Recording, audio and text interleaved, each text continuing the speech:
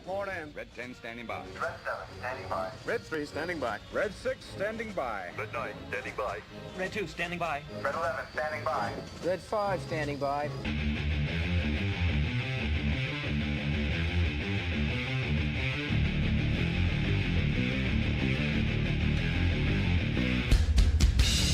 Man, I cannot wait until you guys get to hear this song for real. Yeah, we're recording this right now. You know, if you want to hear it now, you can go to reverbnation.com/Jinx Las Vegas. Let's see it. The link is in the description. Oh boy, we have a lot to cover today, especially Justin Baldoni. Let's see who else. Oh, Daily Wire purchases Tim Pool's show, as expected. God, what haven't I been right about so far? What haven't I been right about? It's like now we have to sort of figure out what I have been right about and what I haven't been right about. I've been right about a lot of shit, man. Jobs are very important in relationships, obviously. I don't think everybody's clapping. Here's the thing about blowjobs, though. I don't think we put an emphasis on how important blowjobs are to society as a whole, okay? They save lives. No, seriously, ladies, they save lives. Because here's the thing. We're in this age where we're talking about depression and mental health. And then, you know, every couple months we're gonna turn on a television set and some dude's gonna go to his job, shoot it up, kill all his coworkers, and then they're gonna be like, he was depressed, he was dealing with mental health issues. And the only thing that goes through my brain when I see that shit is there's no way that motherfucker got sloppy toppy this morning. Ain't no way a man woke up, he was ready to kill a bunch of motherfuckers. His woman topped him off and he still killed some motherfuckers. It's never happened in the history of man. Dude wakes up, I hate my motherfucking life, I hate my job, I'm killing all you motherfuckers. I'm gonna be alright though, I'm gonna be alright. Today's a better day than yesterday. Man, why was I so tired? I was tripping.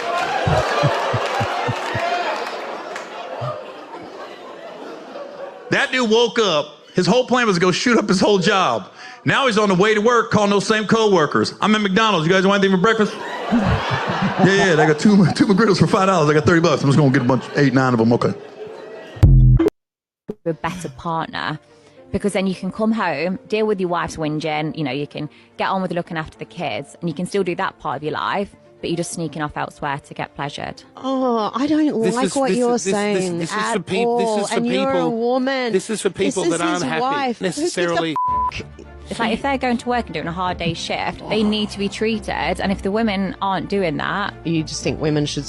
By the way, this chick is now in rehab. I just want to point that out. Servicemen, and it's all about like them being happy when they come home from work. So you should be listening to my advice now. Say your go advice home, put some nice is so underwear on. ridiculous. Are you guys going to kiss? I can't believe the shit that is coming out of your mouth. Honestly, it's so pick me.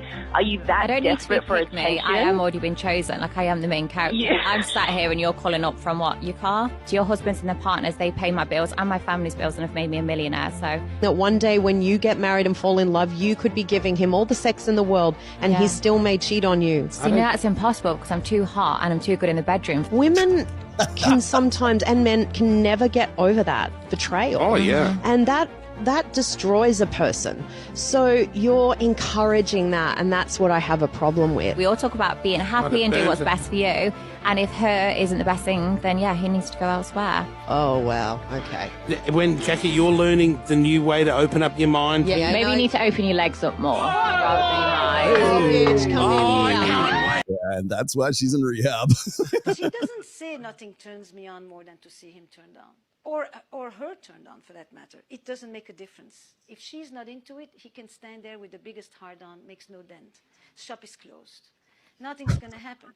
What turns her on is to be the turn-on. And that's the big secret of female sexuality, is that it's massively narcissistic. It's the opposite of the caring for others, of feeling responsible for others. If she can think about herself, then she can be into it. And in order to think about herself, she then needs to like herself. Hence, she can't be in a critical voice. That's the perfection piece. If she starts to think about everything about her that is not good enough, that she doesn't like, she will shut herself off. Before you ask a woman if she will make love to a man or to another woman, ask a woman if she would make love to herself. If she doesn't want to make love to herself, she won't let anybody else do it either. And that's where the perfection piece comes in. That voice is harder for her to extinguish because it is more self-reflexive than it is for him. Find a guy that we feel more connected to, we wait till, longer to have sex with them rather Just than... really quick question on that. So you're saying the guys you feel really connected to, those are the guys that have to wait for, but the guys you are not connected to get to right away. That's it. Female logic. But Not me. Girl math. Anyway. So just to be clear, you guys fuck the men that treat you like are less of a match? Like, is that's what you're because saying? I think we need our needs met regardless. Sometimes, some of us do. And so, yeah, like some guy to just is fine. But like, yes, if I want to date you, then like, yeah. I mean, doesn't that literally sound like you're punishing the people that you agree, it want actually to be does. Yes, thank you, Andrew Wilson, who is welcome on this show anytime he wants to come back on. Been this very old masculine paradigm that's killing men of how many women can I have sex with? How much money can I make to prove my worth, to validate myself as a man? And none of that has anything to do with being a man. None of that has anything to do with masculinity. Being a true king, being a king, being in your fucking divine masculine. Tell them what it is. It's truly about care, protection, setting boundaries, being in integrity. Yes. Fucking integrity. Integrity. Yeah. I think that's the trait. I love that. What's integrity? I don't know. Sounded right though. Men who do the best with women are not alpha men. That's such a myth. Look at all the dudes that get the hottest women in the world. They're like Pete Davidson, Justin Chalamet. Bieber, Timothy Chalamet, the guy who played in the new Elvis movie, Harry Styles. During Ty, I gotta break it to you. There's a reason why these guys are, getting laid, but I think you'll figure it out. most of the time, women like moderate testosterone. Most women don't like hyper feminine. So like Pete Davidson's kind of feminine, but he's 6'4". He's still gonna protect her. I love it when guys, and now I like Ty Lopez, and I know that like Sartain's very, very tight with Ty, so I don't want to say too much shit about him, but it's like, it's funny to watch the learning process. It's so great to watch these guys just sort of like get disabused of their old ways of thinking. Your father now, obviously, but what advice can you give to young dads that are either about to have their first child or just had their first child? What would you, we've been through all of that, but what would you say to help encourage them? Well, I would say you need to understand the biblical role of the father. Again, I'm still learning this. I've only been at it, for 2.5 years. We're still young. But when it comes to your child, you are tasked to protect them both physically, spiritually, and emotionally, and really outside the house and obviously in other ways as well. Quality time is everything. You're not above any of the duties or the tasks or the roles. But you're also, you as a father and as the provider, you need to get your act together so much that your wife never has a financial pressure ever on the family. And if you have not done that, then you got to get your act together. And let me tell the men out there, you do not spend a dime on video games or sports games or things for yourself until your wife does not have to worry about finances. I got news for you. That day will never arrive. I've been married for 20, and yes, I am still married. Thank you very much. Married for 28 years. That day, I retired my wife about 3.5, almost 4 years ago from her. Like, she retired early because of me, right? Hell yeah. That day still hasn't arrived, Charlie. Still working on it. Come last in the family when it comes to finances, period. That is your job. Yeah, that day will never come, and I cannot believe this dude was at TP USA. Let me speak to the young men real quick. I spoke about this the other day because I want you all to leave here with something other than just politics. The greatest accomplishment that a man will have in his life, that's going to be the biggest determining factor in his success by and large, is the person you marry. I'm going to let that ruminate for a minute. Same with women, but I'm going to talk to the young boys for now, young men. The person you marry will help you become what God has called you to be, or the person can tear you down. I know you guys seen this little situation going on with Travis Hunter. No, Do not, by any means, have a woman in your life that's not looking out for your best interests. Young women, I want you to think the same thing when you're looking for someone that you plan on marrying. Make sure it's a young man with integrity. There's Make that sure that word you go again. through life. Oh boy, integrity. What does that mean? Tell us, officer. Find your purpose. The problem with these situations, and young people experience this all the time, and the reason I talk about this because when I was your age, a lot of what I was thinking about was being in a relationship and being married and all of that. It consumed a lot of the things that I thought about. But I want to give you guys some guidance to do it the right way. You should be purpose-driven first. Find out who you are. Find out what you like, what your interests are, so you can better navigate the person that you will have in your life. But Officer Tatum, I found my purpose. I need some pussy. If you go on a date, young women, and that brother asks you to split the bill, I almost told you to call the police, but you can't call the police. They ain't gonna do nothing for you. It should be a crime for you to take a woman on a date and you can't pay. And young men, listen to me very clearly, because it's not a knock on your finances. But if you take a young lady on a date and you can't pay, that means you ain't ready yet. And you ain't never gonna be ready. What does hypergamy really mean? Is it a description that only lies on the surface? Or is there something more meaningful to experience? Where you select your path to authentic connections, it celebrates your worth and elevates your standards. It's a view from the top. It's a dance of mutual enhancement. It's your journey, if you're willing to start. Visit whatishypergamy.com to begin. I'd like to point out the seeking arrangements logo at the bottom of this. In Cabo. Just so you know. We're going to check that one out a little bit later. I got one more. Hang on. Point is that one way to become a better person is to become more prosperous. This is not something I've heard anyone else talk about. The connection between abundance and altruistic behavior. I'm sorry, you've never heard anyone talk about this? No one at all has talked about this, Orion. Behavior. That is, it's very likely the case that you will be able to help others more if you can orchestrate your life so that you have more spare time and some discretionary income. That sounds an awful lot like enlightened self-interest. God, who the fuck has been talking about this for 22 years? If only we knew. Most importantly, some peace of mind. This is true for everyone, but it's especially true for anyone who wants to join a helping profession. You can't really help anyone else as long as your head is full of your own problems. You need to sort through your own emotional baggage first. The reason why most people are bad friends or partners is not because they're evil, but because they are still so preoccupied with their own bullshit that they literally do not have space for anyone else's problems in their life. They'll likely become irritable and push back on anyone who comes to them for help in a maladaptive attempt to protect what little bandwidth they still have left. Oh man, love it. Love it. Thank you, Dr. Orion, for backing up everything. Well, you've never heard anybody talk about this, but thank you for backing up pretty much everything I've said. You know, what's funny is when we were doing the modules for Reignite, like I did a whole whole section on this, man.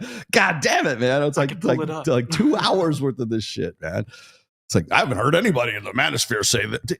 Okay, let me just, and I'm going to want to just pick on Orion here. If you, as a, I don't know, red pill content, suck up content creator or whatever, if you as a creator want to start your video or your dialogue with, I don't hear anybody in the you clearly haven't been in the manosphere that long. Okay.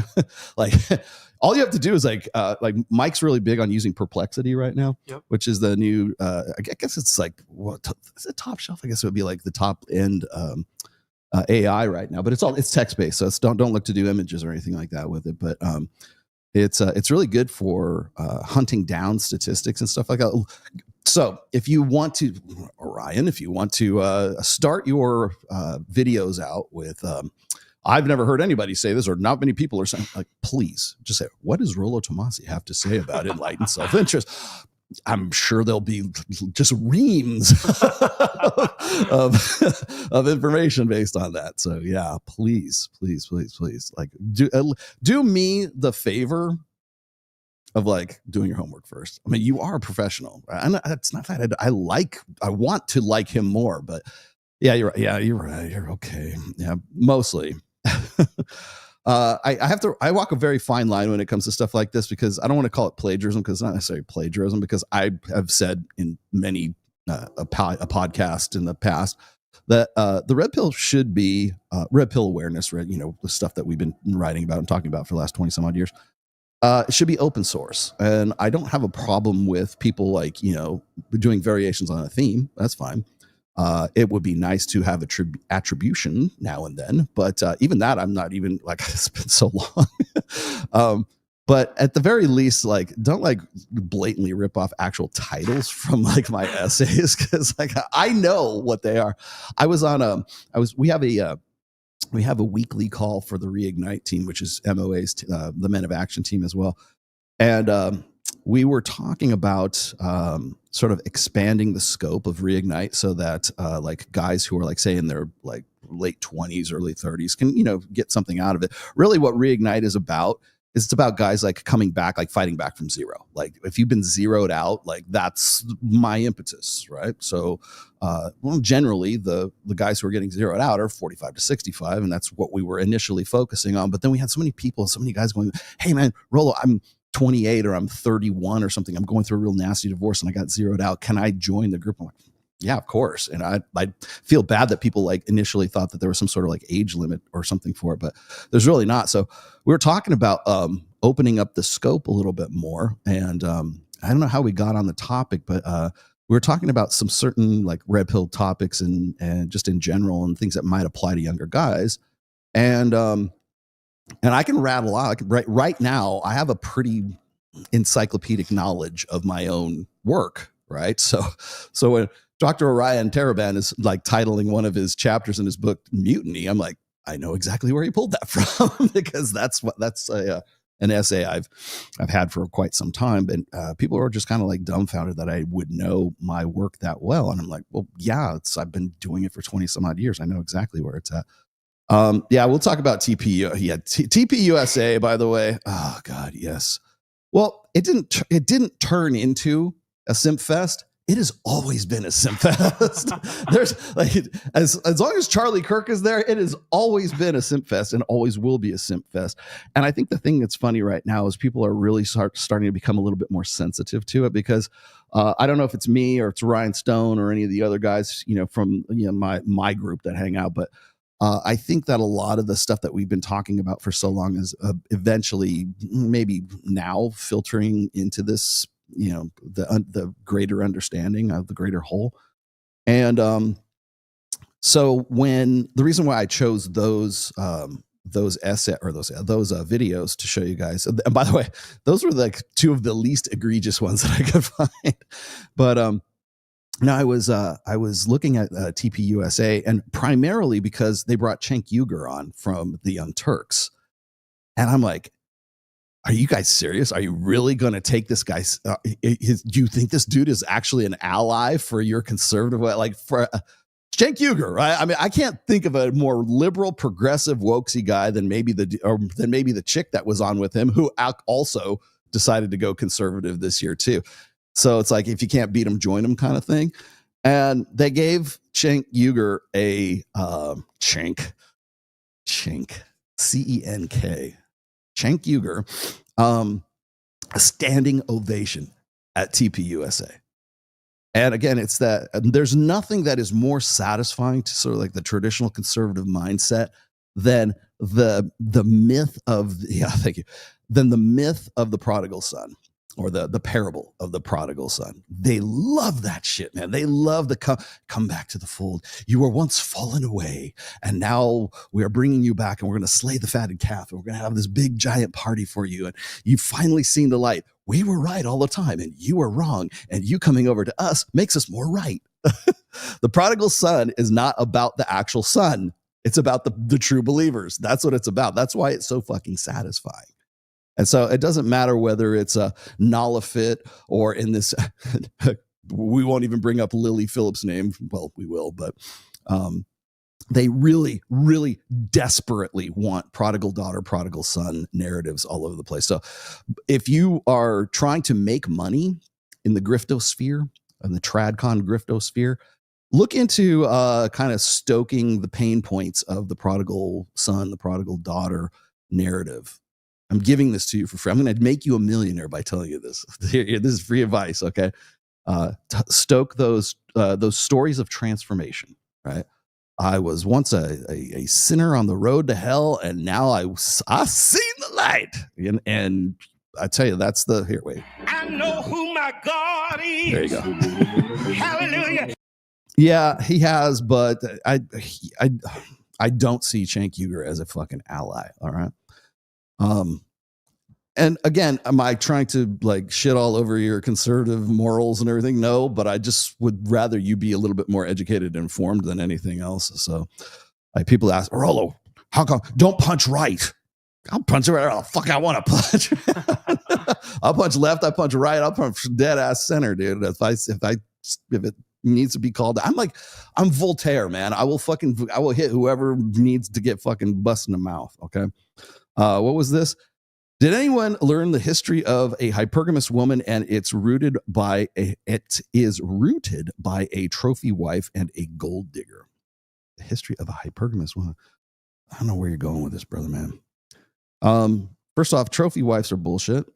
Second of all, every woman is a gold digger to some degree. Actually, I shouldn't say that. Gold diggers are just women who reveal who say the silent parts out loud. Like, shh, keep it down. We don't want all these guys to know what we're doing. That's why you want to know why regular women get all pissed off and upset with gold digging women is because they're a little too loud about you're giving away the game. Shh. Entering the Redneck Brawl boxing match on February 22nd. Really? If I shout out your show in my post-fight interview, will you make a sound drop like Rogue? Hell yeah, I will. Give me if you can give me the link to it, I'll be happy to do that. No problem, man. Well, you did with Nate, like Rogan did with Nate Diaz in his intro. MO button, please. Yeah, no problem, dude. Just you'll have to send me the link. I'll be happy to do it. I'm the one that does all the sound drops. I'm the one that does all the intros. I'm the one that does all the graphics. I'm one creative artsy fartsy motherfucker. Half of this TradCon grifters are ex-Dems. Yes. Tim Pool, Megyn Kelly, all of the trad thoughts, Trump himself, it's a joke. The conservative platform today are talking points of Democrats from 20 years ago. Yeah, you're probably right about that. Oh, by the way, this is my Christmas show. I didn't know if you figured that out because it's the show before Christmas. So if you want to give me Christmas presents in the form of super chats, I'm happy. Let's open our presents today. We're going to open some other presents here in a minute. How do you sit across your sister-in-law without cussing her? I don't actually. That's not like I used to. Or giving her a piece of your mind after what she did. I would break ties with her. There was a time that I did. There was a time that I thought that was the best course of action. But again, it's like, after a while, what are you going to do about it? And all I can do is the best I can do. You want to know here's how I deal with it. You know how I deal with it? I take care of her mother and have been doing so for a long time and have been like, you got to remember, shit, I don't want to talk shit. I don't want to talk shit about family at Christmas time, but here's how I deal with it. I kill them with kindness and generosity because I know something about, enlightened self-interest and mental point of origin. I don't know who else would be talking about something like that. But I'm of the opinion, it's funny, we were talking about this before the show. I was like, I'm of the opinion, like, if I can help, I will help.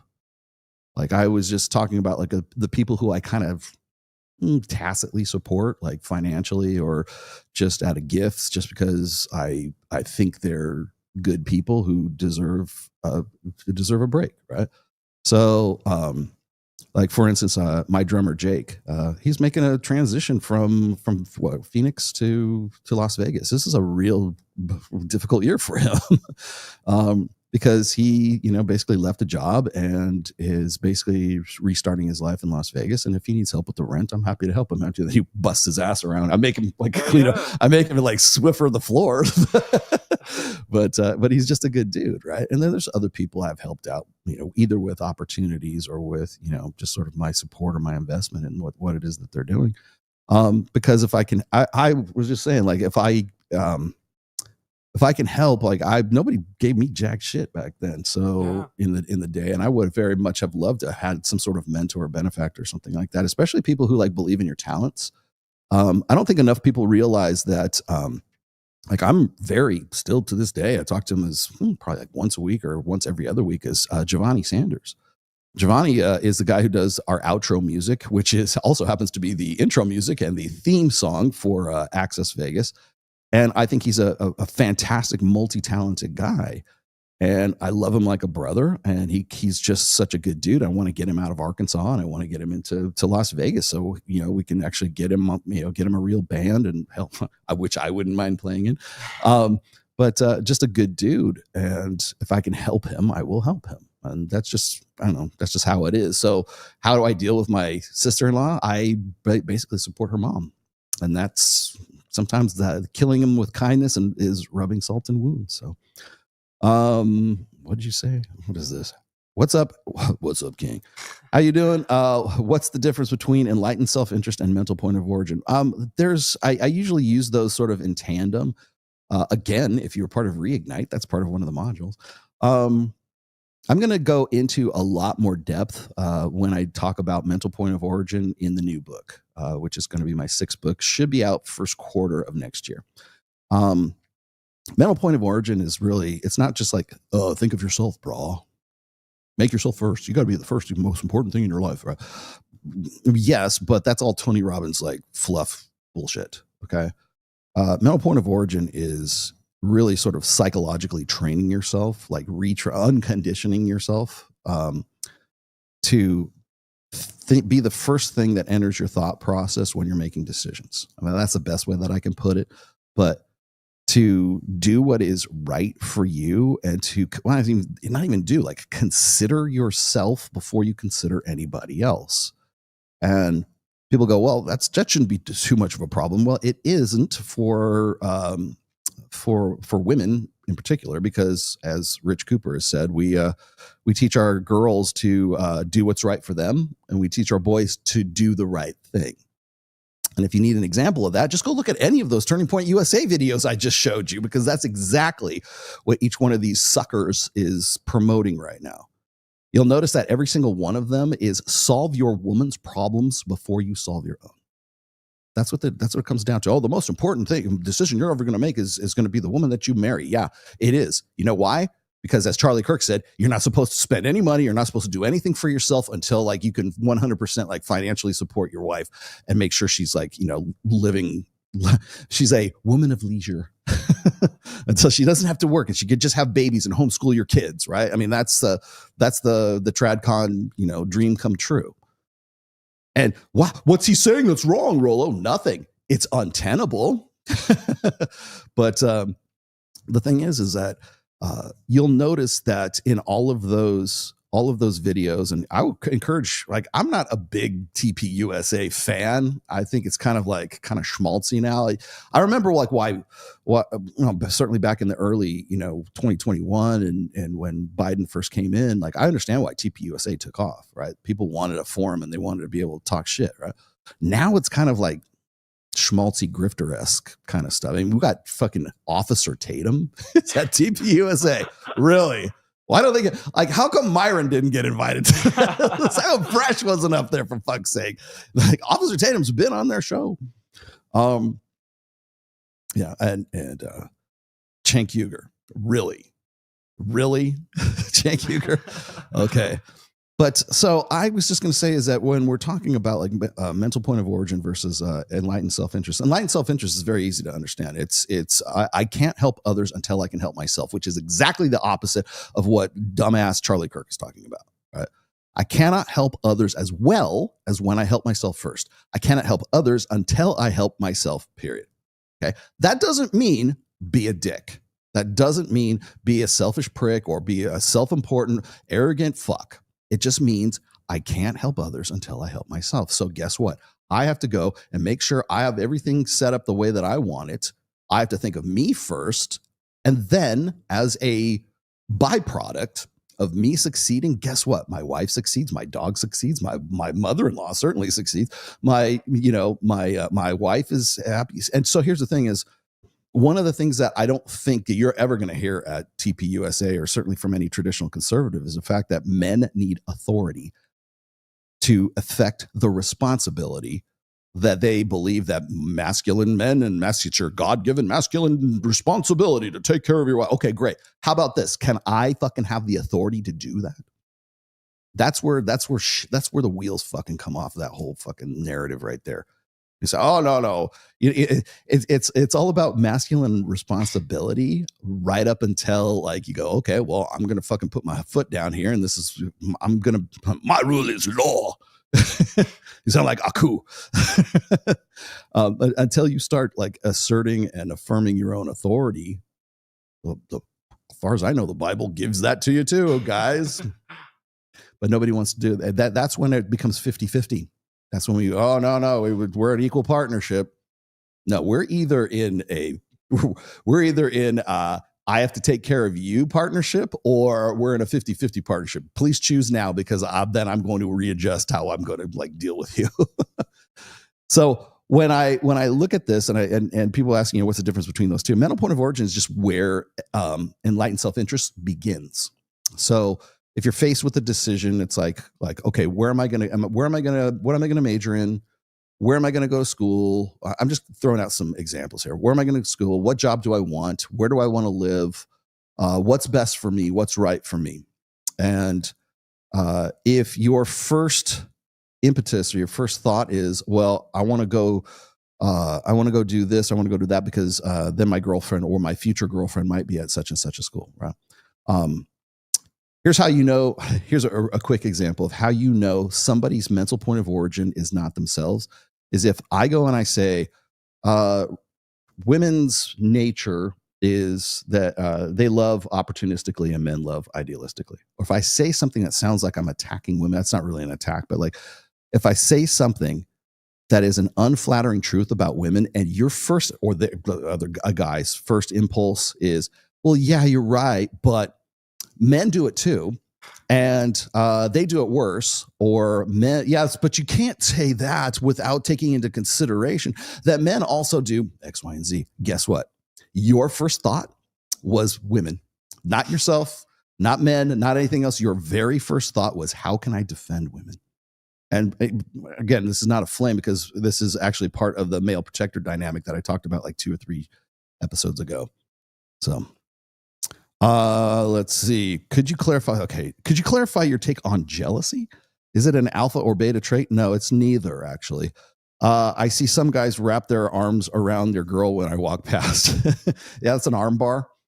That's a mate guard. That's actually mate guarding is what that is. Jealousy is something, mate guarding behavior is the result of jealousy. Jealousy is not an alpha or a beta trait. It's a human trait. Men and women both get jealous. They get jealous for different reasons. Men, if I'm presuming you're talking about intersexual dynamics with respect to jealousy, because we can use jealousy for other things too, right?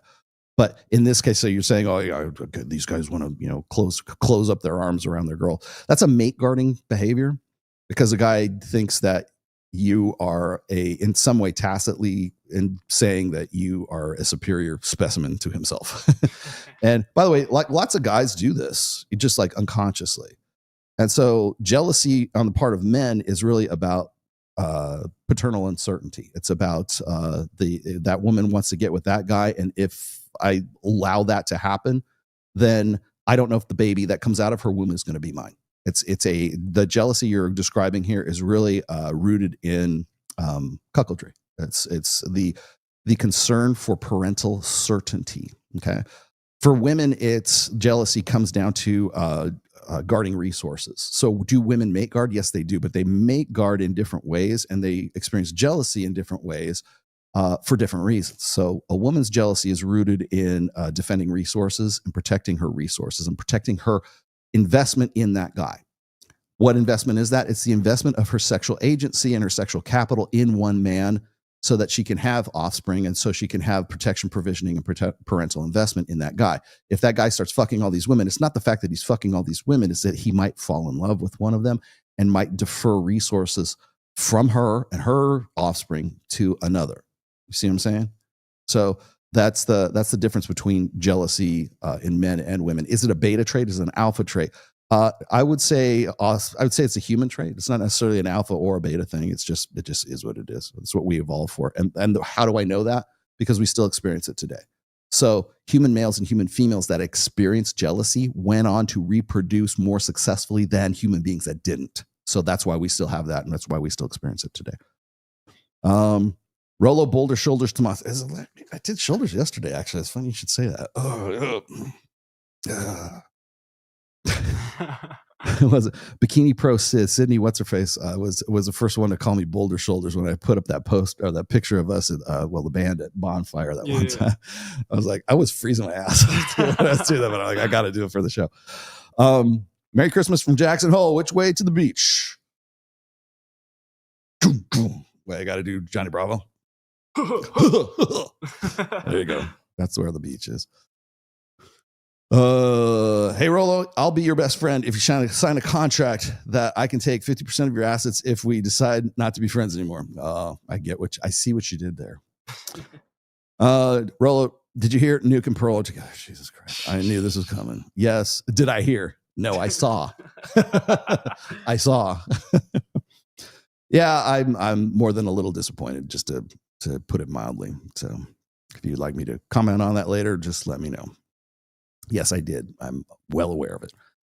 Daniel Penny. Oh, in fact, I wish I'd been aware of it before I did Nuke's interviews. But Daniel Penny being the latest victim of legal terrorism against men. Do you think capable men may learn the wrong lesson from this incident and may not help out others understand? They already are, man. It's already that way.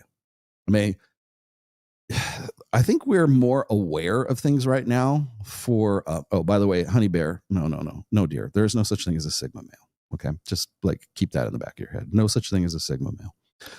Would you like me to explain that to you? I will be happy to explain that to you. No, I don't necessarily think that it's going to have a cooling effect on like men wanting to, jump in front of live ammunition in an active shooter kind of situation. As I said on I actually answered this question about like 2 episodes ago. We were talking about Daniel Penny. He was, I think I even used him as the thumbnail. As a matter of fact, go back and look at that episode. Do I think that it's going to have a cooling effect? No, I think we're more aware of it right now. As I was saying before, the male protector dynamic is something that is instinctual. So if men have more time to think about their own personal safety or to look at the particulars of a situation, maybe they're like situationally aware or whatever, they're going to think longer and say, you know what, maybe I don't want to get involved in that. If it is something that's immediate and it requires immediate action, then it's not going to do anything because you're just simply going to default to your basic, sort of evolved instincts. So there you go. No, would you like me to explain? Okay, so we've already done the sociosexual hierarchy show. Jeez, man, I want to get to hypergamy today. So alpha, I can't say beta anymore. Bravo, alpha, bravo, alpha, bravo, delta, gamma, and omega. Okay. And I understand Vox. These are Vox days terminologies, categorization for men. If you want to know what they are, it's just look up or go to Perplexity and type in sociosexual hierarchies, Vox Day, Voxday.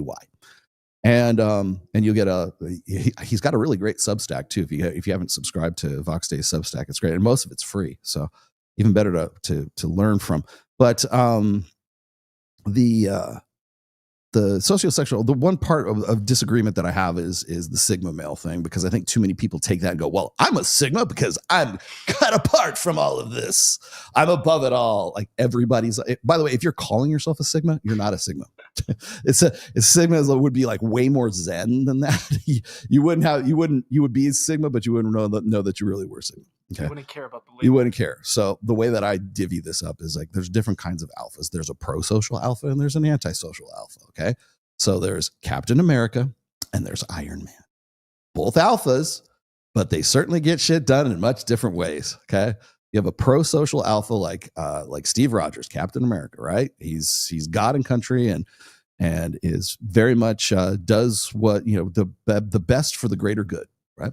Whereas if you look at like Tony Stark, you look at Iron Man, he is much more, people would say, well, he's a Sigma. No, he's not. He's just an anti-social alpha is what he is, meaning that he's a maverick. He gets things done by, it's like Batman, like Bruce Wayne he's the Dark Knight and a vigilante. He does the right thing. He does, stuff that eventually is pro-social, but he's not doing it for pro-social reasons. He's doing it for his own sort of betterment. And that betterment also happens to be something that helps out other people, right? So it's not like Superman. Superman is truth, justice, and the American way. Whereas you got Batman, who is the Dark Knight, and he's still very much an alpha, but he just does it from a different context. And in this case, the context happens to be an antisocial alpha as opposed to a pro-social alpha. So if you're going to talk about Sigmas and stuff, the reason why I make this distinction myself is because too many people go, I'm going to start a web channel, I'm going to start a YouTube channel and say, it's going to be Sigma mindset, right? And it's going to be all these, it's like a faceless YouTube channel, where like you get the AI reads it for you. Sigmas are this. It's like they don't care about fashion. They create their own. They're trendsetters and trailblazers and like just like you. And it's like that's astrology. Okay, that's fucking astrology. Astrology will tell you or was it MBTI? Like you get your INTJ letters or whatever, your Myers-Briggs, personality test. It never says you're an asshole. It's always something that's like, oh yeah, that does sound a lot like me. It's just astrology. I'm an Aries. You're a creative and a go-getter and straightforward and a straight shooter and a good guy and all around. Yeah, I am. It's just people don't label out like the requirements of what you're supposed to be when you're at this or that, right? So it's like you have integrity. Yeah, exactly. Identify with one point. I love it. There was that one line it was in the first season of Tulsa King, and he says, if anybody asks what I do, he's telling them I'm an industrialist. He's all, what the fuck is that? He goes, exactly. So if anybody asks Rollo Tomasi what he does, I go, I'm an industrialist. It sounds right. It sounds like something that's it sounds respectable, right? It sounds like you haven't. Oh, industrialist. He must have integrity. What does he do? He's a gangster. He's a mobster. Yeah. So anyways, yeah. I want to do we have any more to get to? No, we don't. Okay, I have a laundry list of things I need to get to. Okay, we're gonna go to the Rollo was right section of today's show. Let's start with I don't know. How about Daily Wire buying out Tim Pool's show, which was a prediction I made back in late October when Tim decided that he was going to give up the show. Remember when his whole staff was gone and everybody, like, he had made that big, sort of heartful announcement about how he was going to go spend time with his family because I guess he knocked up his girlfriend. Is that still true? Did he actually knock up his girlfriend, or was that just a fucking Bubba Miza? But he was saying, hey, I can't keep doing what I'm doing here in West Virginia or whatever. And I was like, I will guarantee you that Daily Wire will buy it. People are like, I'll Rollo you in that Daily Wire thing again. Well, guess what? I was right. Where is it? It's too good not to put this one up on screen. Hang on. Share that screen, baby. Let's see. There it is. My goodness. Filed under, I hate being right all the time. All right, here we go. Tim Pool reportedly selling his entire Timcast operation to the Daily Wire effective January 1st. Okay. Sources confirmed to Media Right News. One source told Media Right News that Daily Wire employee has been questioning Timcast employees to determine whether they will be terminated. While a second said it is unclear which employees will retain their positions. I thought he didn't have a staff anymore, right? You got to have that. Sources spoke on conditions of anonymity due to the concern of legal reprisals. Yeah, and it is Daily Wire, and there will be reprisals. It's also understood that Tim Pool is moving to Nashville. Oh, he's going to love it there. And any employee, I hope Michaela Peterson is right there at his doorstep with a big old fucking bouquet of flowers. It's also understood that Tim Pool is moving to Nashville, and any employee retained will need to relocate after many were required to move to West Virginia to begin employment. Pool recently commented on Daily Wire split with Brett Cooper without disclosing his deal with the Daily Wire. It all just seems like obvious contract stuff to me. Yeah, kind of like the one you just signed. Wrote Pool of the decision between Daily Wire and Cooper to part ways. I assume Brett wanted more money. DW didn't want to pay him anymore. Yeah, because they were too busy trying to figure out how they were going to finance your company. Pool additionally has already had the Daily Wire as a silent minority partner in Timcast for months. Whoa. I wonder if that started, I don't know, in October. This news follows Tim Pool's confirmation following that the federal indictments alleged Tenet Media was funded and directed by Russian nationals that will cooperate with the FBI. Media Right News contacted Pool to confirm the plans for the Daily Wire to acquire his business, but did not, as of this post, receive an immediate response. So there you go. Oh boy, have the chickens come home to roost. Who was right? Man, how come I'm not on with Steven Crowder? Yeah. Oh my God. So like I think it was back in October when he was saying that he was going to sort of shutter his doors and how he wanted to spend time with his did we find out if his girl's she is pregnant. She is pregnant. Okay. It was funny how that happened right after the Tenet Media indictment hearing started. Oh, and good old Lauren Southern got there and looked like nervous as a hooker in church, man. She was, louder with Rolo. No, I don't have a crystal. Wait, I do have this. Oh, mighty eight ball. Will Tim Pool sell to DW? DW is buying up. They're gobbling up lots of people right now. And the whole thing with Brett Cooper, by the way, leaving the show, I think a lot of that probably had to do with the fact that Tim Pool was coming in. I don't know if if they've locked horns before. Maybe they wanted to save money. Maybe they wanted to reallocate funds from Brett Cooper which I think was a huge mistake. But I don't know. Maybe she just wasn't on board with Shapiro's vision for the future. But yeah, so I said this back in October when the indictments came down, and then he's decided to shutter his doors. Excuse me, he was going to. And then what's funny is, during November, he started broadcasting again. And the reason I know this is because I'm good friends with Phil from All That Remains, and Phil Labonte from All That Remains. And he was on the show because I like to watch it when Phil's on, right? And I'm like, fuck, he's broadcasting again. I'm like, what happened, right? He must have got a staff. No, he didn't get a staff. He brokered a deal with Daily Wire so he could keep going, right? And so now the cat's out of the bag, and everybody knows that his company has been sort of purchased. So Tim Pool, now an employee of Daily Wire, not unlike some other people I know.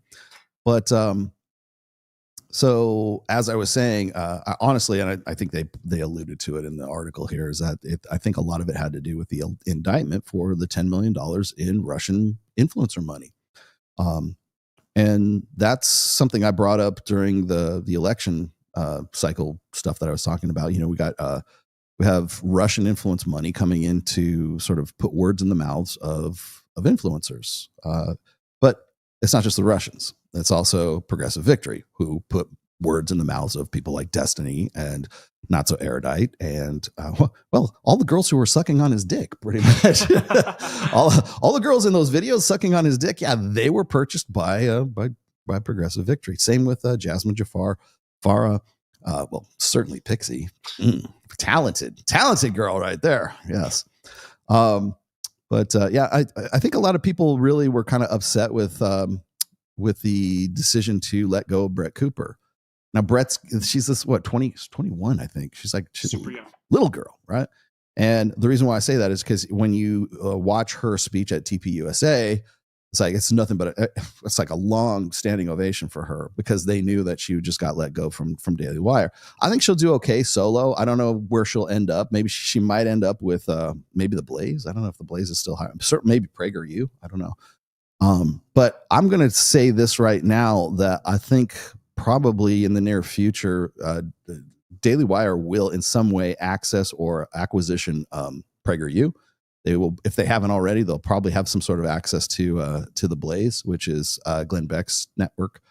There was a time when, and I've told this story a couple of times with Miguel, like when I was considering doing some sort of partnership or collab with Valuetainment. I've never been more happy that didn't work out, because I ain't going to be nobody's fucking slave. I've come too far and done too much with this show and this gig and everything else here to be anybody's employee. And in some ways I kind of almost feel bad as bad as I can feel for Tim Pool, for essentially having to now be, punch a time clock for Daily Wire. He's got to do what they want him to do. That's why Crowder didn't want to have anything to do with him. I don't think it had to do with the money. He just didn't want to be beholden to the messaging and the rule set that he would have had to have been with Daily Wire. And he just didn't want to play ball with them. Good. Oh God, here we go. Rollo, why are you disappointed with Nuke? Isn't he operating from his own mental point of origin and living out his own frame? I can't speak to what his mental point of origin is or his own frame. I can only say that dating Pearl is probably a bad judgment call. How about that? Can I go with that? As I've said before, if you think that Pearl is a key to your success, whether that's brand success, I'm not saying that's what's going on with Nuke, but if you think Pearl is an honest broker, then there's not really much, vaya con Dios, man. I mean, there's nothing I can really do for you. If you can't see that, then anything I say is not going to help you. So, yeah. What do you got here? Oh, what's this? I noticed that some BP guys blue pill guys tend to disagree with me on purpose in social settings. It's very cynical and it kind of cuts deep sort of way. Why do you care? Why would that cut deep? When they disagree, almost personal. Do you know what this is? Yeah, it's you caring. Here's how you want to know how you deal with it. Care less. Don't care about that bullshit, because the thing is if you're talking about guys who are like blue pill, they're stuck in a way of thinking of a paradigm that is eventually going to lead to their own disaster. Care less. Care about yourself more, No, why am I disappointed? I'm disappointed with Nuke because you know why? Nuke could do way better. Honestly, I mean, all Pearl shit aside, Nuke, dude. What the fuck? Come to Vegas, man. I'm serious. Within the first half hour. I keep telling people this. Wait. This is a good segue. Hang on. Have you guys seen speaking of Nuke, Nuke started this, I guess it's very viral now because everybody on TikTok and Instagram and YouTube and everyone else is talking about this. If you want to go viral on Twitter, all you have to do is call some like sort of, B-list or actress mid.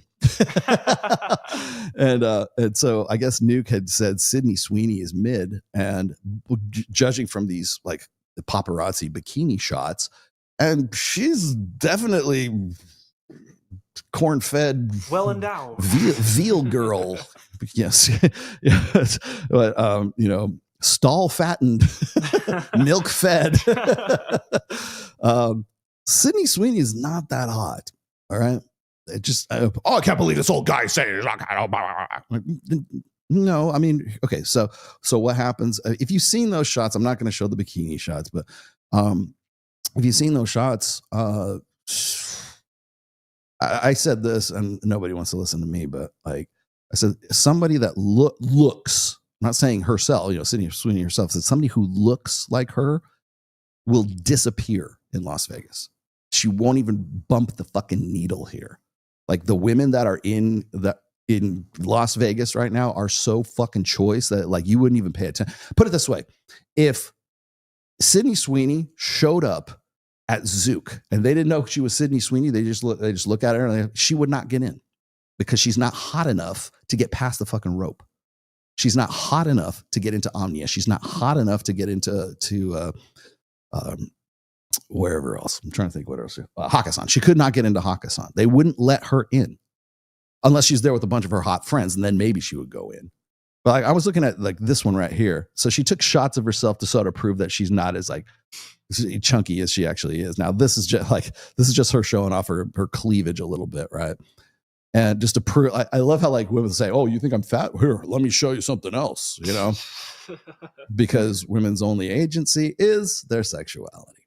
And that when you besmirch that or when you call into question the quality of that agency, that's when women all women will lock arms in solidarity, and the sisterhood will fight you tooth and nail. And that's what Nuke is actually experiencing right now, is an entire world of the sisterhood who says, how dare you call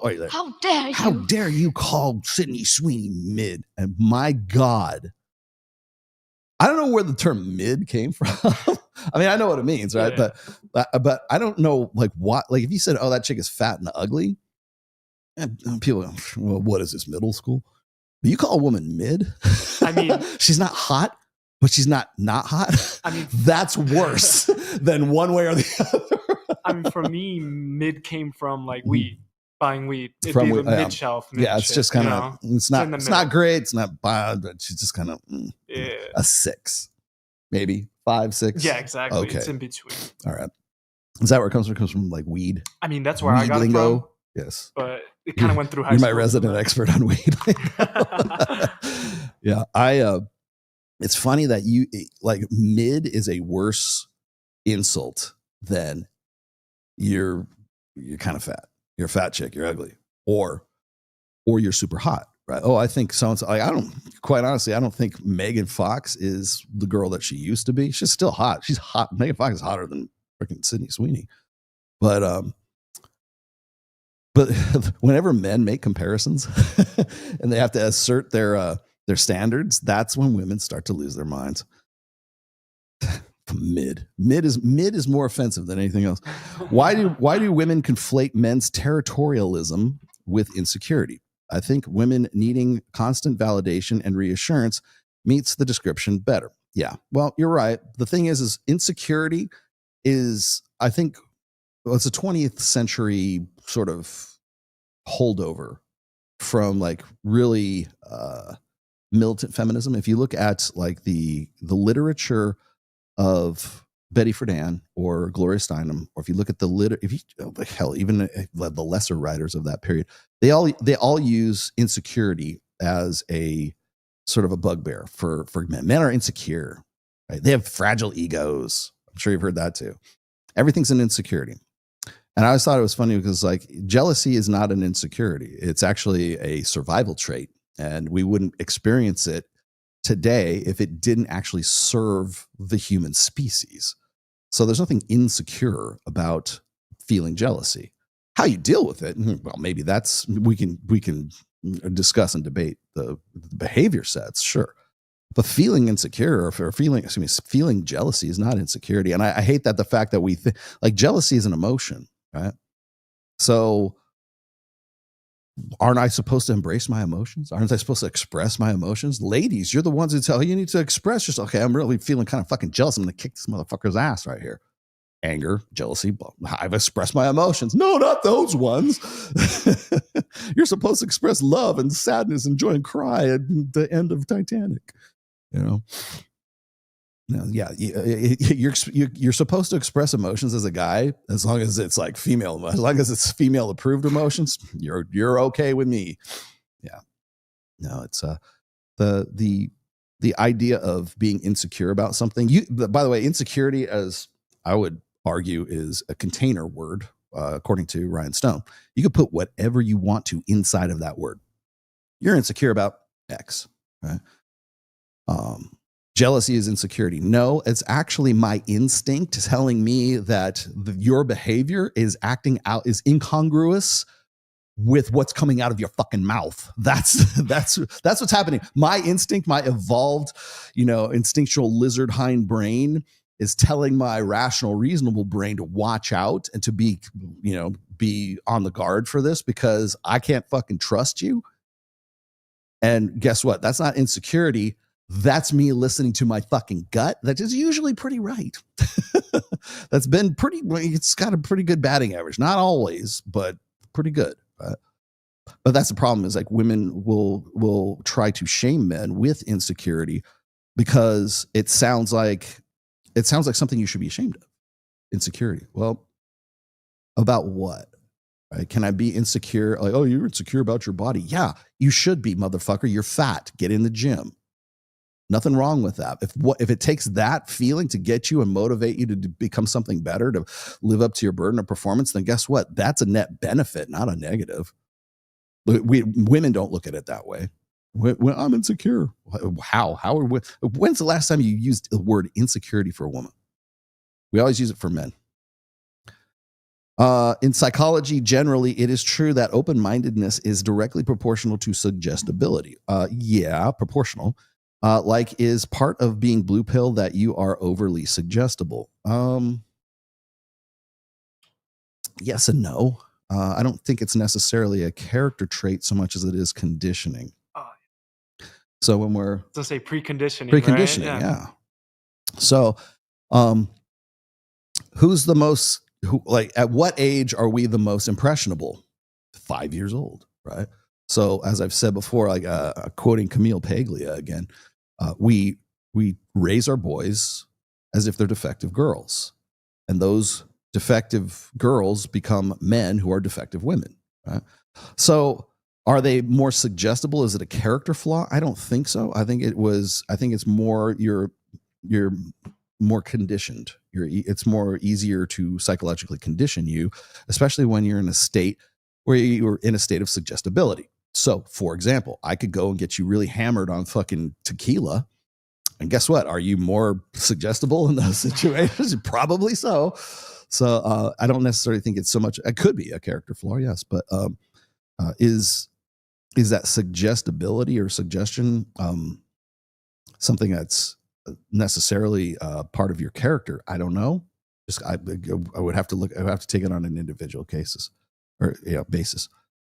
The Player's Handbook, you mentioned Players Workshop courses, but they're not on your site. I have them, but I held back on them because I started doing Reignite. So a lot of the stuff that I was going to do in Player's Handbook will find its actually already is in the module set for Reignite right now.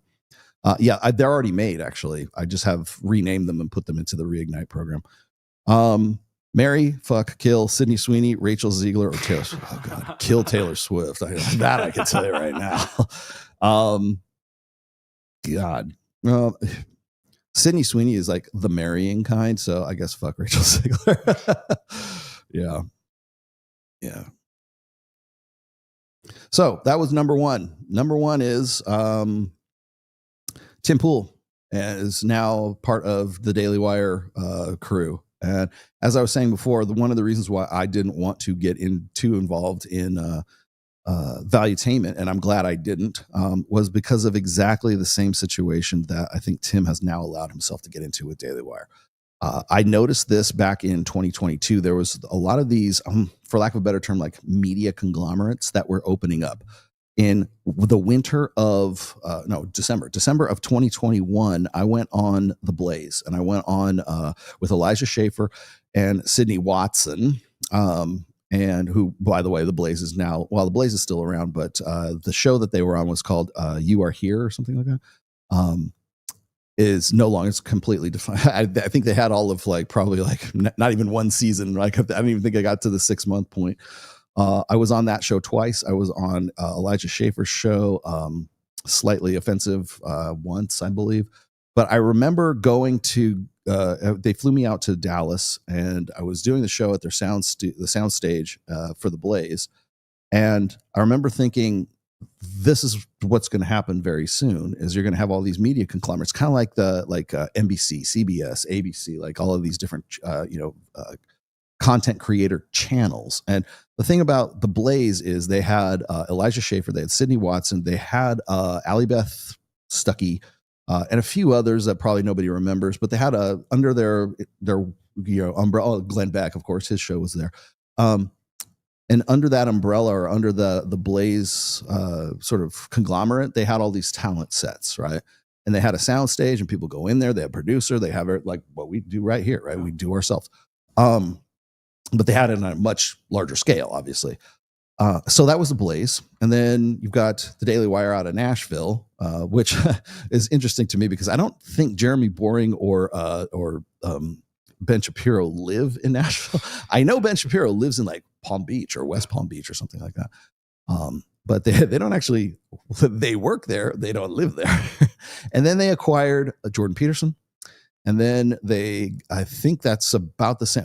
Before that, they got Matt Walsh. Matt Walsh used to be solo. He used to have his own show, and he used to have I think he used to be a journalist. I think he used to write for somebody. I can't remember who. And then I want to say, no, they didn't have Crowder, but when they licensed Jordan Peterson, he became sort of like the monster that we know he is now. This was his post sort of rehab set. So now you've got Daily Wire, you've got the Blaze, then you have PragerU with Dennis Prager, who was really kind of trying to play catch up, still is kind of trying to play catch up for a long time. And it's really about the strength of the content creators that are under all of those sort of those media conglomerates, right? Patrick Bet-David really desperately wanted Valuetainment to be a player amongst all of those, never got the talent. In fact, all of the shows that he ever did, I pretty much headlined. I was the one that changed up Jedediah Bila's show. I was the one that changed up Adam Sosnick's show. And now the only show that's really going on at Valuetainment, Patrick Bet-David. Nobody. And I don't even know I haven't seen Sosnick do his Thursday show in a while, because I think they were kind of like leaning away from the red pill stuff. They want to be red pill adjacent, and now they want to be red pill nothing. So I don't know. They sunk a lot of money into that studio, and they have no talent there.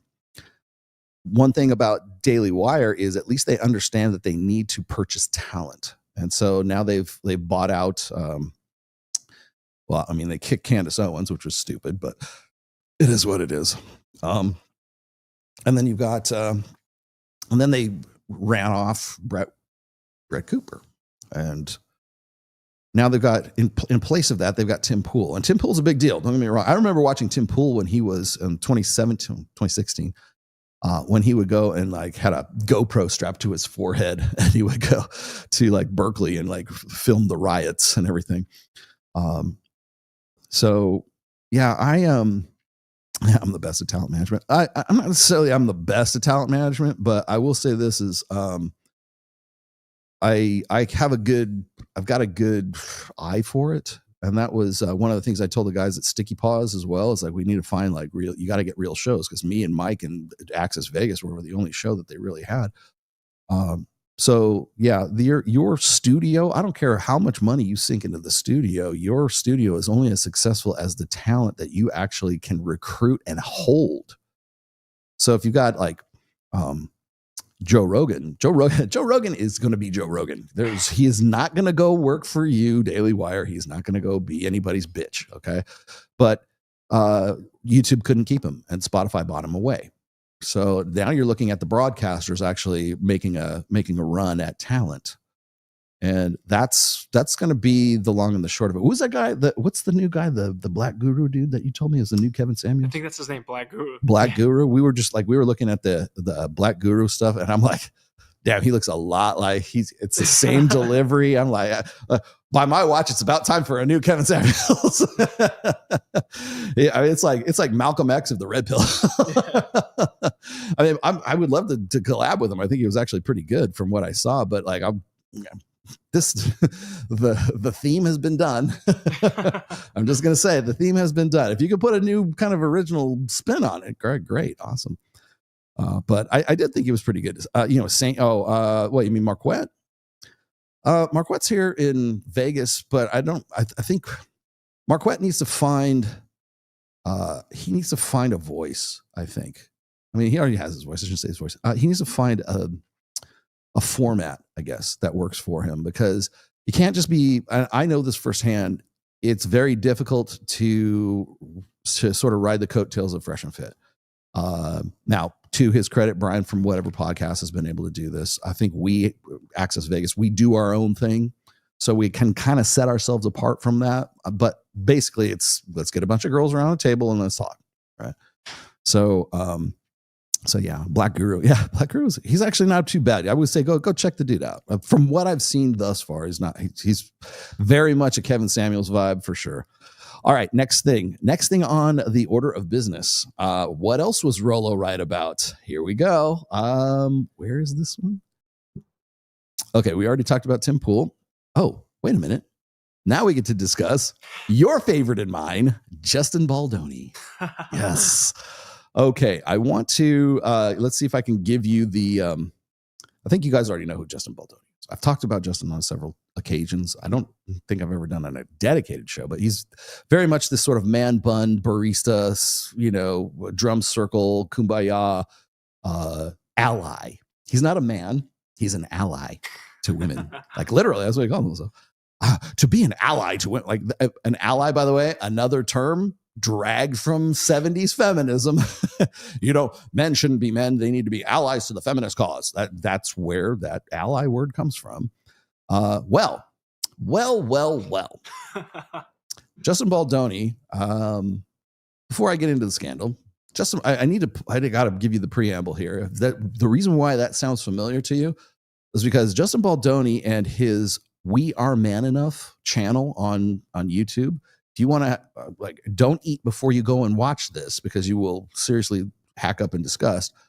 But he's had this channel for a while. He's been very open and upfront about his porn addiction, and very much, men need to be kinder, gentler souls, and very much like the Scott Galloway style masculinity, the weesh, cry it out. Sit in I don't know, what was it? What's the float pool where they had to float?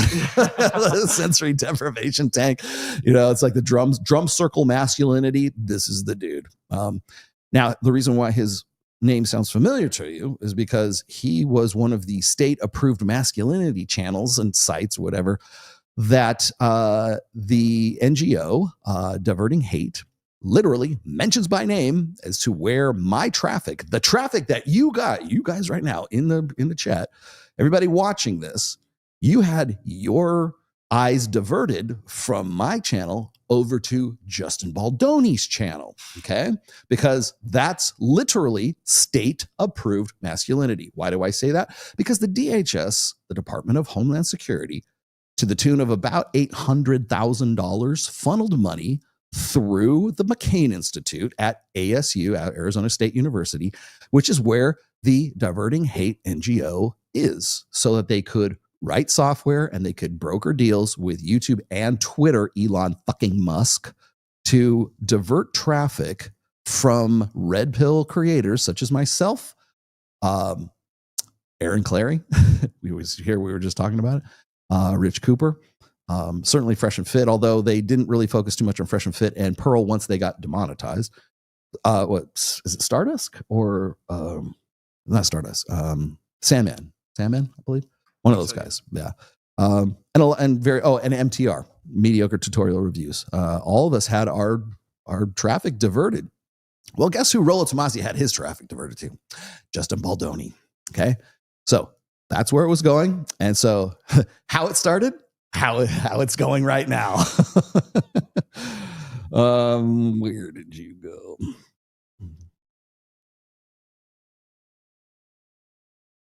Justin Baldoni. Well. Justin Baldoni is the male feminist that Diverting Hate NGO was redirecting my YouTube traffic to since November of last year. Guess what? Blake Lively sues co-star Justin Baldoni for sexual harassment. Here we go. And away we go.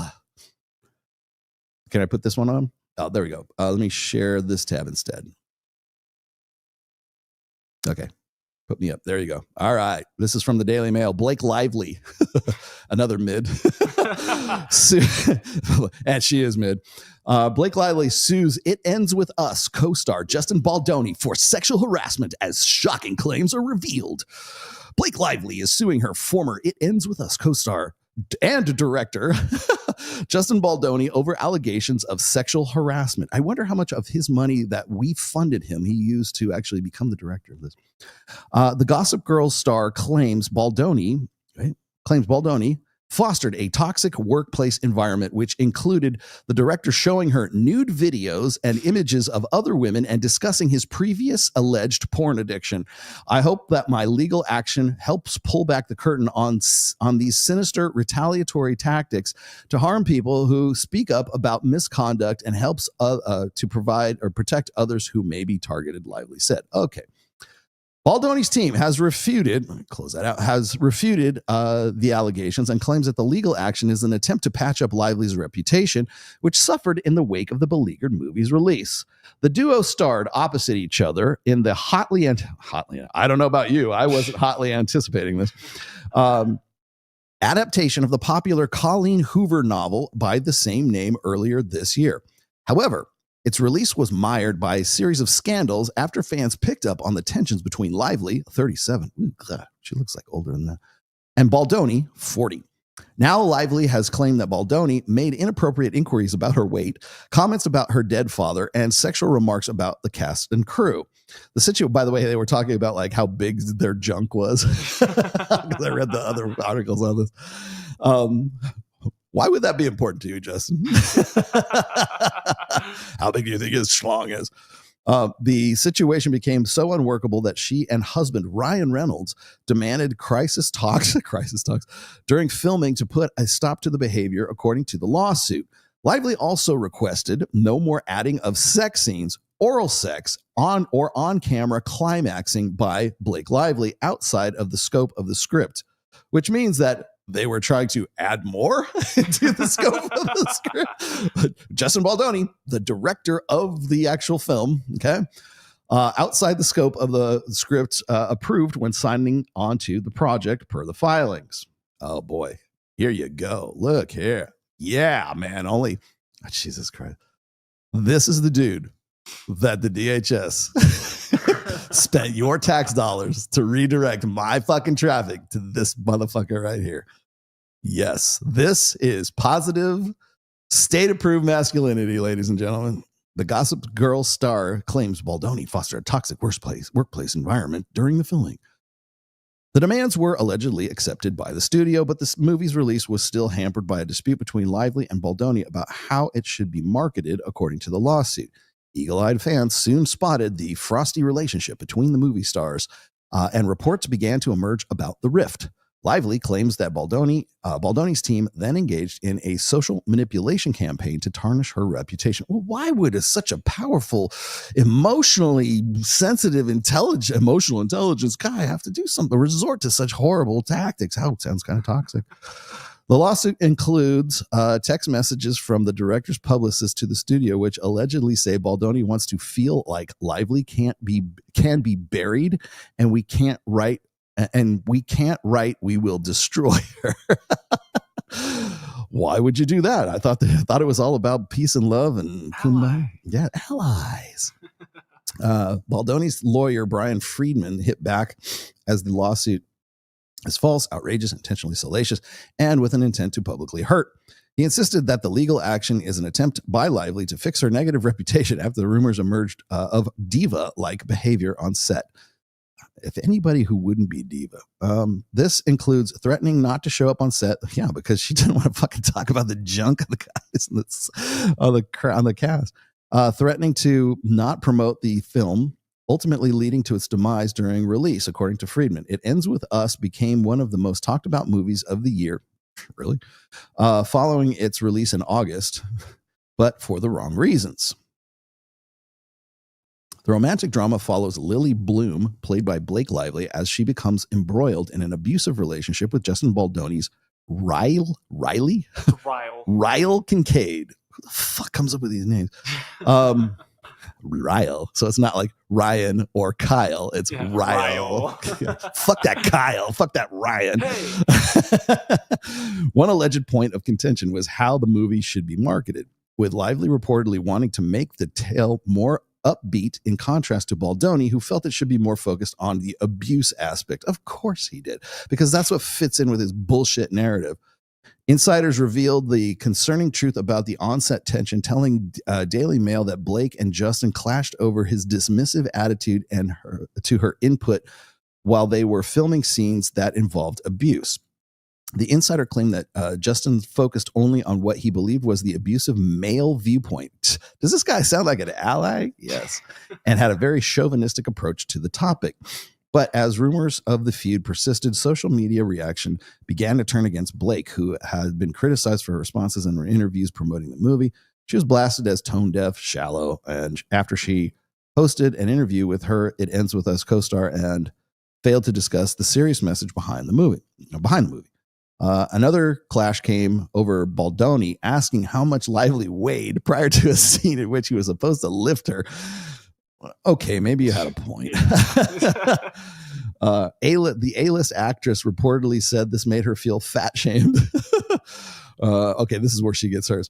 While those close to Baldoni insisted that he was just trying to protect his back following an injury. I don't want to throw my back out again. I mean, the guy would like blow away at a fucking sneeze and he'll blow away. Yeah. Yes. Look at those fucking jammies. Oh, yes. God. You cannot be fucking serious. Speculation about the drama on the set surfaced on Book Talk. The social media users noticing that Lively and Baldoni never posed on the red carpets together. Yeah. She is with Ryan Reynolds, you fucking idiots. Fans also spotted that Lively author Hoover and none of the other cast members follow Baldoni on social media. Of course they do. I would follow him if he looked like this. Oh my God. Lively also used her powers as a producer. Oh wait, the Hollywood Reporter confirmed that in August, a rift between Lively, who also served as a producer on the film, and Baldoni was in fact real. Lively also used her powers as a producer to commission a completely new cut of the movie from film editor Shane Reed, who cut her husband's Ryan Reynolds hit Deadpool and Wolverine. There is no indication whether anything from Reed's cut was used in the movie, which was credited to editors Una Flaherty and Rob Sullivan. Unlike many projects where the controversy affects the box office, It Ends With Us emerged a box office hit despite mixed reviews. It scored just 57% on Rotten Tomatoes, blah, blah, blah. Daily Mail has approached Baldoni's representatives for comment. Okay, so here's the deal. That's Justin Baldoni. This is the guy. This dude is the guy that got all of my traffic for a year. Just when I thought all of my post-election cycle Christmas presents had been unwrapped, I got another one. It's going to be interesting to see what happens with all of this. But again, as one of my, I guess, maxims has been that once a guy decides that he's going to be a male feminist, that's when the clock starts ticking towards his sexual harassment charges. And now as I said, the chickens have come home to roost with Justin Baldoni and Blake Lively. There's more to this, by the way. I keep saying, like, people like this was like yesterday's article. There's some other ones that have come out, and it's really interesting, like how this guy really wanted to show her like nudes and talk about his porn addiction and everything else. And I'm just like, yeah, I want to point out a couple of other things that guys like Justin Baldoni are what we call cuttlefish. Cuttlefish.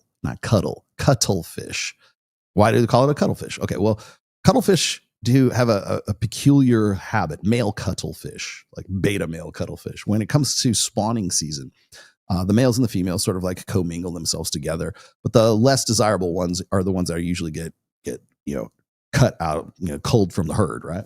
Well, what happens is male cuttlefish have this really interesting way of or a mating strategy, let's just say. And what they do is they disguise themselves as females.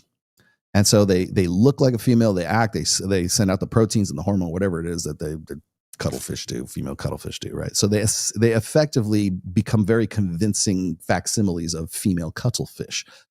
And so what happens is then once all the male cuttlefish are gone, then surprise, motherfucker, we're a male cuttlefish. And then the male cuttlefish are in the population of the female cuttlefish. And then the strategy, should it go according to plan, then they get to mate with the other females because they were identifying literally as females.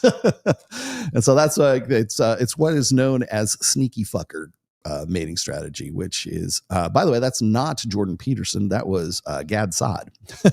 And Gad Saad was actually quoting other evolutionary psychologists who, it might have been, no, I know it was Steve Stuart Williams in Ape That Understood the Universe. He's the one that actually came up with the cuttlefish example, right? So what happens is you have male feminists who literally go to the extent of becoming or identifying with the feminine so fucking thoroughly that they become effectively female. And they might look male. I mean, you know, Baldoni, if he's still got 5 o'clock shadow, I guess he doesn't have tits or anything like that, but they literally, it becomes in there when men are so sexually reproductively unsuccessful, the idea of becoming more like the women that they want to get with seems like logic. And I have to say that that's actually been a big part of what blue pill sort of conditioning has taught young men for a long time. I just got that question a little while ago about like, is blue pill, you know, does that make you more suggestive or whatever it was? And I was like, no, it's actually conditioning. And that conditioning starts when a boy is like 5 years old and Johnny is taught as a defective girl. Learn like a girl, behave more like a girl, think more, like make women your mental point of origin. We were talking about that. And you effectively, those men who were raised to be defective girls become women who are defective men, men who are defective women. Justin Baldoni is a defective woman. And so what happens is when you get in, when you put a guy like that into a position of power, you give him money, you give him some sort of prestige of some kind, all of the things that guy's carrying with him get amplified to the nth degree.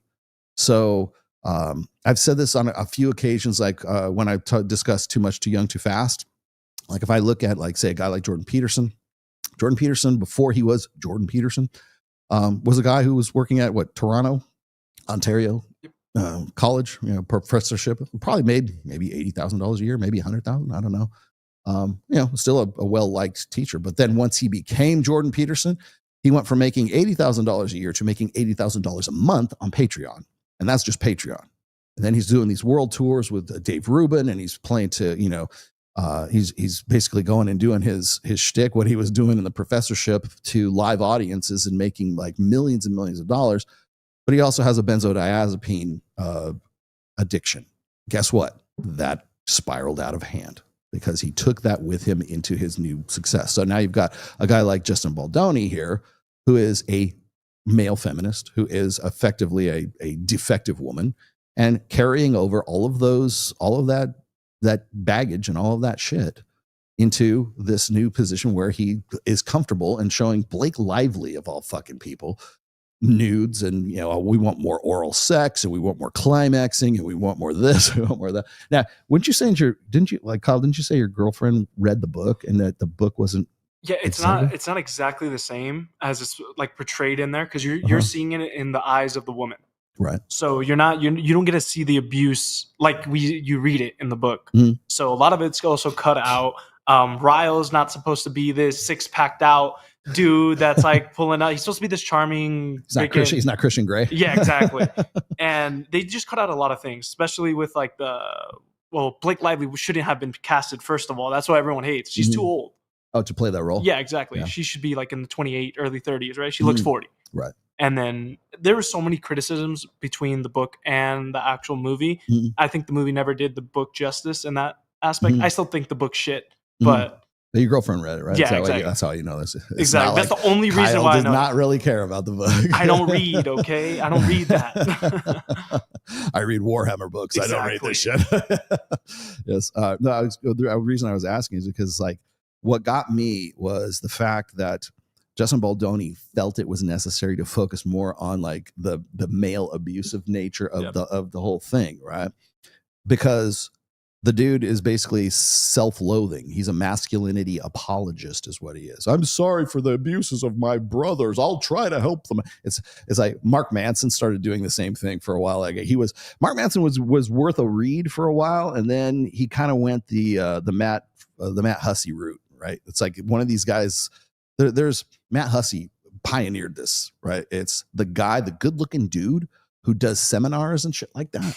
But it's nothing but women in the seminars, right? And it's like he starts talking about male nature and female nature and everything else, and it sounds like it's something you might like want to listen to, until he gets to the point where it's like, don't worry, ladies, I'm going to tell all these rat bastard fucking screw offs here what you really want in a guy, and I'll get them to shape up, and then they'll be appropriate for you, right? That's his selling point, is like he's going to fix men to be better, like more eligible bachelors for you, you aged out spinsters.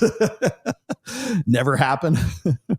Oh boy, what do we got? Oh, hold on. Whoa. There we go. Now we're talking. Thank you. Perfect. Yo, bro, do you like Gene Loves Jezebel? That's 80s, man. I haven't heard that in a long time.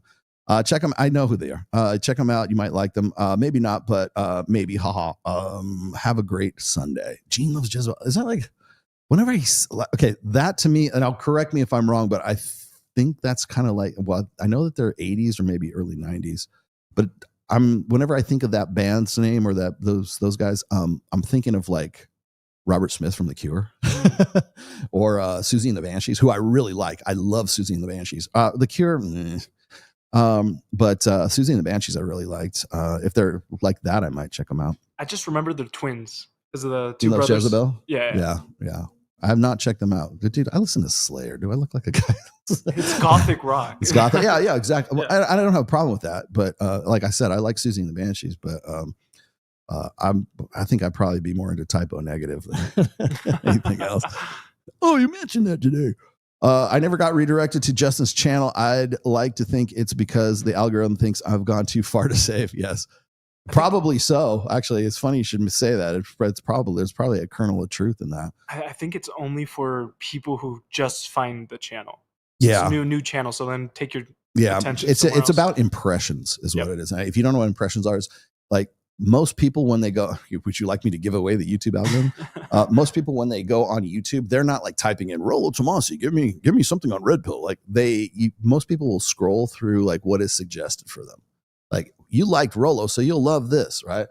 And so or if you're subscribed to people, like if you're subscribed to me or Myron or whatever podcast or Mike Sartain, it's going to give you suggestions based on those subscriptions, right? Those are called impressions, and impressions are like pirates' gold to content creators. By the way, that's impressions, click-through rate, and audience retention are the trifecta of a successful YouTube channel. Subscriptions don't mean shit. That is a vanity metric. I don't care if you've got, like, for instance, and I love you, Brian, but I'm going to give you away. Brian from whatever podcast, he's got like 4.5 million subs. 3.5 of those or 3 of those came from when he had a pranks channel. It was not because of whatever. Okay. Now, does he make quite a lot of money off of whatever? Absolutely he does. But I'm not impressed with subscriptions. Everybody seems to think that should be like the metric of a successful channel. It's not. You can buy subscriptions, Pearl. You can buy likes. You can buy views. Those are not a big deal. What is a big deal is click-through CTR, click-through rate, impressions. Is your video being suggested by the algorithm? That's gold. And then then there's watch time, which is related to audience retention, right? How long did they watch? So if you get the click through, or if you get the impression, then you get the click through, then you get the how long did they watch, right? Those 3 are the metrics of a successful channel, and it's really like that's why you'll see like guys like Orion Taraban fly through the roof with their analytics, because he's only doing videos that last like 7 minutes, and so that's a really low investment for most people. Like, oh, I'll watch this for 7 minutes. Assuming you get past the first 30 seconds. Most people don't even watch the first 30 seconds of a video. Most people don't even watch the video. You know what they do? They look at the title. They look at Rolo flexing here, and they go, "Fuck that guy! I'm gonna give him a piece of my mind." They don't even want, like, at the very least, if you're gonna give me shit, if you're gonna give me a hate comment, at least like watch the video for the first 28 seconds. Then at least I get CTR, right? Yeah. Okay. So Justin Baldoni, I was right. You were wrong. Who was right? This guy. Yeah, but Justin Baldoni, man, sexual harassment, and I would love to see what develops from this, regardless of whether files are pressed or that they're talking about suing him. So I don't know what is going to happen as a result of that. But as I've said before, one of the truths of the universe is that the moment you become a cuttlefish, the moment you become a male feminist is the moment that the clock starts ticking on your sexual harassment charges.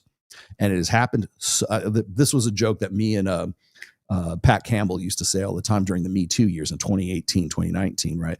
The moment, like, because everybody, it was like this, it was like the Red Scare moment, although it was the Me Too scare years, where if you were in any kind of public eye, if you had some sort of fame, especially if you're an actor, and, or hell, even, what's his name? The guy from the Supreme Court. I can't remember the dude's name. Just to get the guy, what the hell is his name? The guy, just to get him confirmed. And they went back to like 30 years when he was at some like high school kegger and he like pulled some girl's ponytails and they said it was fucking, sexual harassment. That's when you had so many people saying, okay, I'm a male feminist. Don't come after me, please. Like people like, was it Clarence Thompson? No, not Clarence Thomas is the other guy. Just one of the most recently, Kavanaugh. Yeah. Kavanaugh. Yeah. Kavanaugh, was pilloried for that. Like because he got confirmed like right in the middle of the Me Too years. And, honestly, I think that was one of the reasons they developed it, or they weaponized Me Too, was to limit that guy, any male getting into that position, because when Ruth Bader Ginsburg died on the bench, they needed a tool. They needed some way to keep men. And if you had a penis, you couldn't be on the Supreme Court. Right?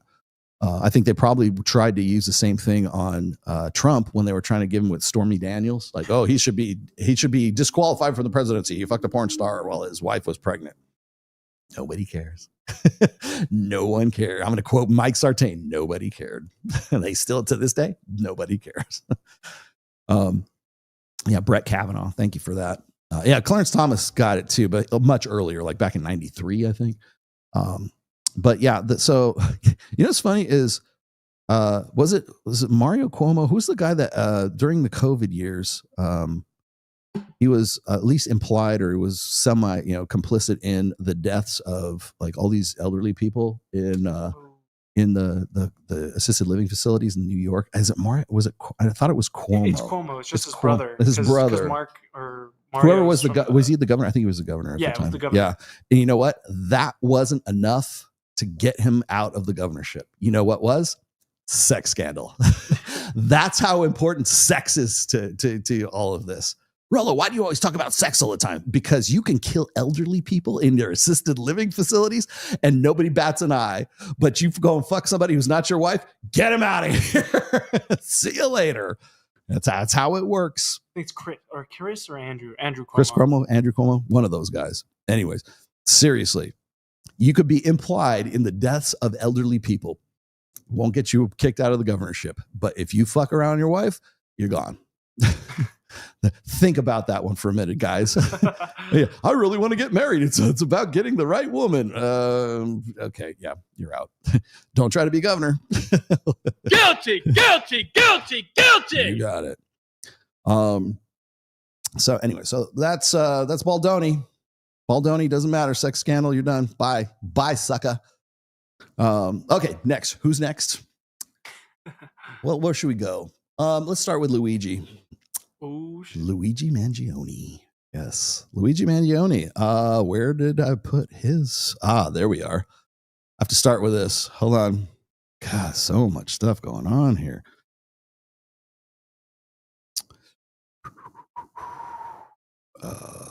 No, not Blake Lively. What's the other one?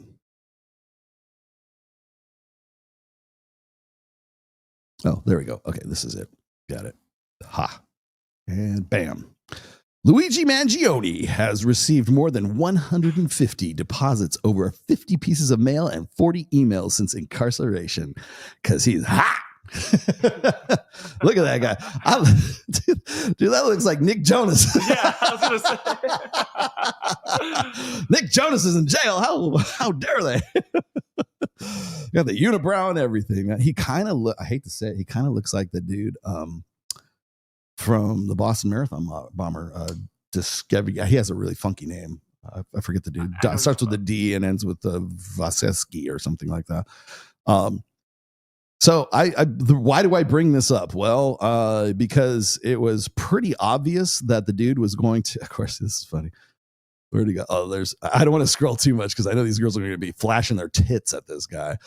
But anyways, Mangione, the guy who capped the United Healthcare CEO and essentially wanted to get caught. I'm fairly sure he could have gone to some other precautions. I loved how these people were saying the reason he got caught was because he took the mask off to impress some chick. I'm like, blue pill, gotcha.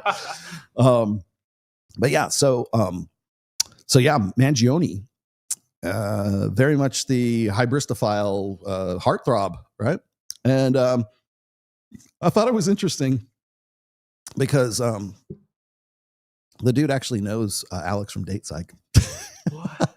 yes, he does. I've got the proof here. I've got the screen caps for it.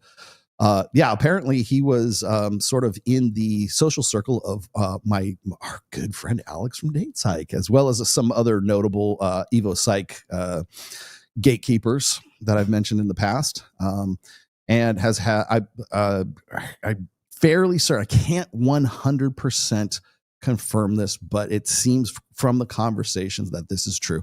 Is that he was actually a member of. Alex from Date Psych has a matchmaking service called Keeper Match or something like that, and was endorsing it or talking it up with people who are asking questions about it. So I'm presuming that he was probably a member of it. Has had a lot of exchanges with Alex from Date Psych, and I thought, hey, you know what? What's interesting to me is I was put on a DHS watch list because everybody was worried about me radicalizing, or me and Aaron and everybody else radicalizing these incels to do exactly what Mangione did, to go out there and knock them down, man.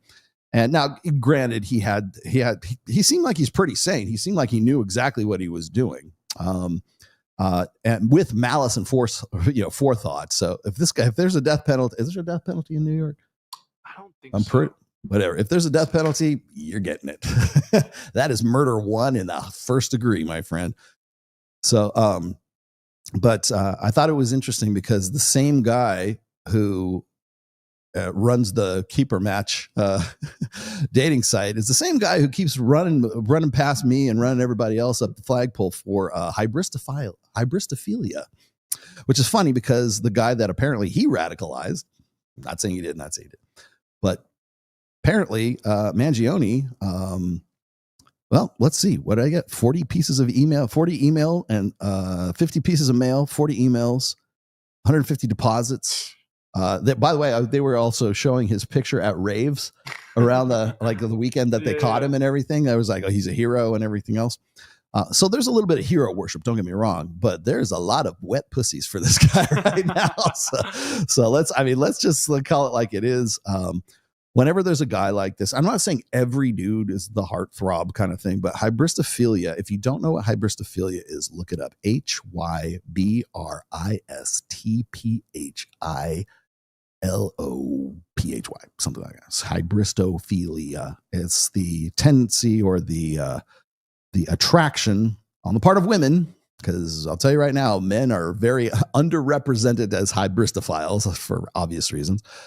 But this is something that sort of it's kind of been like sort of a pet topic that I've been talking about for quite some time. And it kind of locks into hypergamy on top of that. That's why I kind of want to get into this, because it sort of gets into what we're talking about today. But I've said in the past, I'll say it one more time here, just for posterity, that not all women are hybristophiles, but only women are hybristophiles, meaning that it doesn't matter if the guy is a drug runner or a warlord in the Middle East. Doesn't matter if the guy capped the CEO of United Healthcare, Jeffrey Dahmer, Ted Bundy. Who was it? Who did Zac Efron play? Was it Ted Bundy? I think it was Ted Bundy. Ted Bundy. Netflix, you got Zac Efron to play Ted fucking Bundy. Really? But everybody said he was a good looking dude, right? Yeah. Like that was how he got so many victims, right? I think you could have found somebody other than Zac Efron, but it is what it is. But I think they had to do that to sort of like convey the fact that he was an attractive guy, right? And so when you look at people like Anders Breivik, James Holmes, who was the shooter for the Aspen, Colorado theater shooting. I don't know if you guys remember that. There's Nicholas Cruz, who was a very notorious shooter from Florida. It was a school shooting guy. The Boston Marathon bomber, Richard Ramirez, the Night Stalker, who, by the way, scared me enough at the time to close my fucking windows in Pasadena, California. Like they love this. Hell, even Charles Manson, right? They want conjugal visits. They want to bang these guys.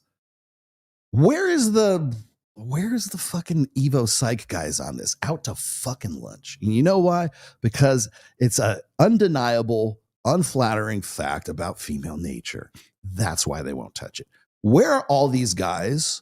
Where's the ivory tower? Where's the gatekeepers? When I do I've done 2 shows this year. We are up to 78 individual instances of teachers who are statutorily grape their students. I've mentioned this. I mention this every time a new incident of this comes up on Twitter. I'd say, here's number 78. Here's number 41. Here's this. Like, where are you guys at? How come you guys are still obsessed with turning or with designating incels as radicalized terrorists? And yet we have this rash, this endemic situation of teachers essentially raping their male students. Where are you on that? Where's the studies on that? Where's the hey, take a survey online and let's find out about it? Nowhere. In fact, to my knowledge, I'm the only one who's like banging a gong about this. I mean, I know there's some people on YouTube who have probably covered this as well, but I'm just this whack job podcaster guy. You just don't know what he's talking. Okay, fine. I don't. Tell me, how come you won't touch this? Because they know that it's an aspect of female nature that is unflattering. They won't touch it because they don't want to touch it. It's against their interest to touch it, which should tell you something about their explicit biases. They don't want to talk about hypergamy. They don't want to talk about hybristophilia. They want to talk about hypergamy, I should say, but only the beta buck side of hypergamy. They don't want to talk about the alpha fuck side because that is unflattering to female nature. That's where we got to go. Yeah, well, men are hornier than women. Yeah, okay, thank you, dumb fuck. But we're talking about women here. Okay? So when we talk about hybristophilia, when we talk about, somebody, criminals, in some cases murderers, in some cases rapists, when we talk about that, when we talk about the attraction women have for bad men, for guys with dark triad personality traits, crickets, nowhere. You know who's talking about it? Me. Maybe some other people too. But where's that? Certainly not in the context that I bring it up in. I'll bring it up as I'll show you the studies. I'll show you the studies of how women are attracted to male characters in movies that express dark triad personality traits. The Tinder fucking swindler, right? So who's talking about this? Nobody's talking about this. And I want to know if you guys are going to get all up my ass about hypergamy, this and my studies and my research. And okay, fine. Tell me what you think about hybristophilia. Fucking crickets. Tell me what you think about the teacher situation with their students. Crickets. Nothing. So until you guys are willing to at least acknowledge that maybe there's a darker aspect of female nature, go fuck yourselves. Because you got to have to look at the entirety of it.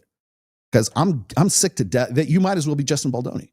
Because all you're doing is focusing on the male negative side of things, right? And I'm not saying I'm not even looking at it as negative or positive. I'm just saying this is a behavior and these are characteristics and these are traits that are easily observable. And yet you don't want to deal with that.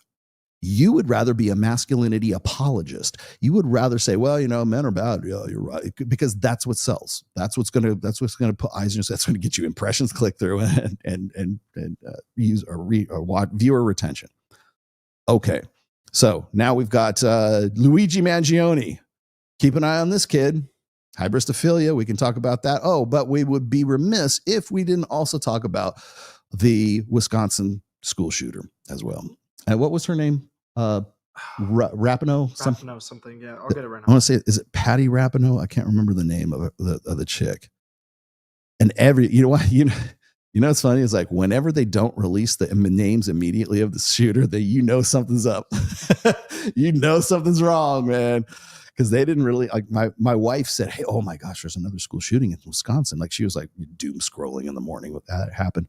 I'm like, do they know who it was? Or like, I'm thinking, oh my gosh, every time I hear of a new shooting, I think they're going to try to in some way like insinuate that it's like the manosphere or that it was an incel or something. No. This was a radicalized feminist 15-year-old kid who decided that Natalie. What's that? Natalie Rupinoe or something. Rupinoe. Okay. Natalie Rupinoe.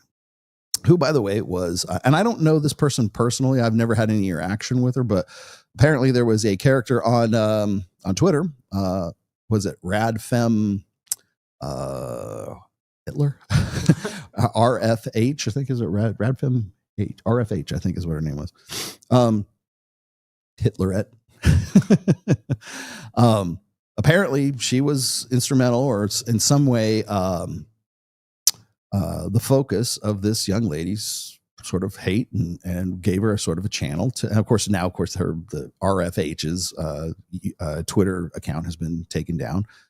There was a manifesto, a very short one, by this young lady. And I think what's interesting is now we have had Luigi Mangione, who has ties to Date Psych and at the very least Keeper Match. Now we have this chick who is not you want to call her a femcel? I don't know. Who's not an incel, not radicalized by Rollo Tomasi, Aaron Clary, MTR, Richard Cooper.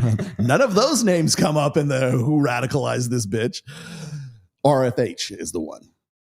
So can we say now, please, for the love of Christ, can we say now that diverting hate was barking up the wrong fucking tree and diverting our everything that has happened really since like the middle of November up to where we are right now has done nothing but prove the opposite of what these fuckers thought in their like biannual report.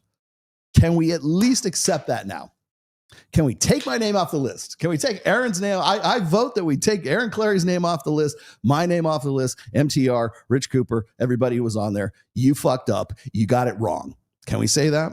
Can Will Costello and his cohorts and everybody else please like back the fuck up off of the incel.co and start looking at, I don't know, teachers who diddle their fucking male students? Can you guys like maybe like apply your energies over to someplace that's a little bit more relevant than what you've been doing by putting young men who have no reason to be on some sort of terrorist watch list being on that watch list? You fucked up when you got RFH influencing young women to go and be the shooter. Can we at least say, you know what, maybe we should like reapply ourselves. Maybe we should realign where we're going. No? How about Luigi? He was part of your community. He certainly interacted with Alex on several occasions. There's all kinds of tweets. I don't know if they've deleted them now, but I got the screenshots.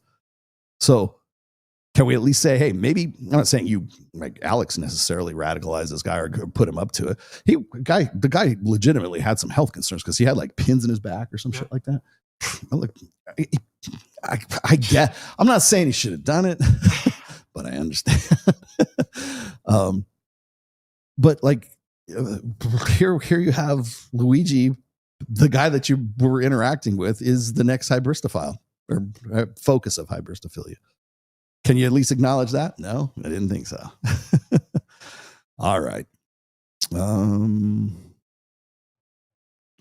Hello. Papa Swolio. Yes. It has been a while since my last super chat. Well, thank you for your 10,000 CLPs. Chilean peso. Chilean pesos. Thank you from your fishing village along the Chilean coast. Have a happy holidays. Thank you. You too. What do you think about Sleep Token? I love Sleep Token. Do you like Sleep Token? I haven't bought into it yet. Connor but I've turned me seen on it. to Sleep Token. Like the singer of my band Yeah. turned me on to Sleep Token. I think they're pretty good so far. From what I've heard, I haven't heard a lot. I can't even remember the name of the songs right now.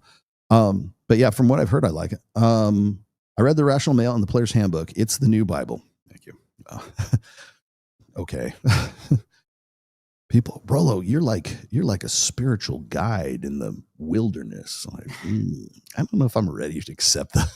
I am not the Messiah. I am not the Messiah. All right, then only the Messiah would deny his own existence. All right, then I am the Messiah. Now piss off. How shall we piss off?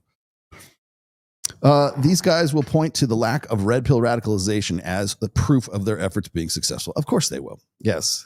The negative proves the positive or proves the point, right? You can't win. I do understand that. Trust me. I know I can't win. I realize this is all rhetoric shooting out my ass, but I understand. Just so Rolo gets all wound up over this stuff. You know why I get wound up over this? Like people will tell me like I have to say like, oh, well, Rolo was right about this and listen, Tim Pool and Justin Baldoni and all this other stuff. Why does Rolo fixate on this stuff so much? You know why? Because people call me a conspiracy theorist back when all this shit was going down. Oh, Rolo, people aren't all out to get you. December rolls around. I told you guys this, man. I said like once we got to November 6th, all bets are off. All the fucking everything's cleared. The table is cleared. And this is the clearing of the table. I said that Daily Wire was going to buy out Tim Pool. Sure as shit, he bought him out. I was not expecting the Easter egg of Justin Baldoni getting sexual harassment charges. That's fucking the cherry on the top of all of this. God knows what's going to happen before the end of the year, right? But the thing is like when I was going through all this bullshit with like Destiny and Lauren Southern and all that other crap that was going on in summer of 2023, like, oh, Rolo, why is all that stuff so important to you? Well, it's so important to me because they're fucking politics of personal destruction for me during that time. So if they were doing the same shit to you, you goddamn right it'd be important to you. So I'm just reminding people. I guess maybe that's all I'm doing because nobody cares. Nobody cares now. They didn't care then either. When I was getting fucking run up the flagpole in 2023, nobody. I expect this, and not you, Kyle, because you're bro.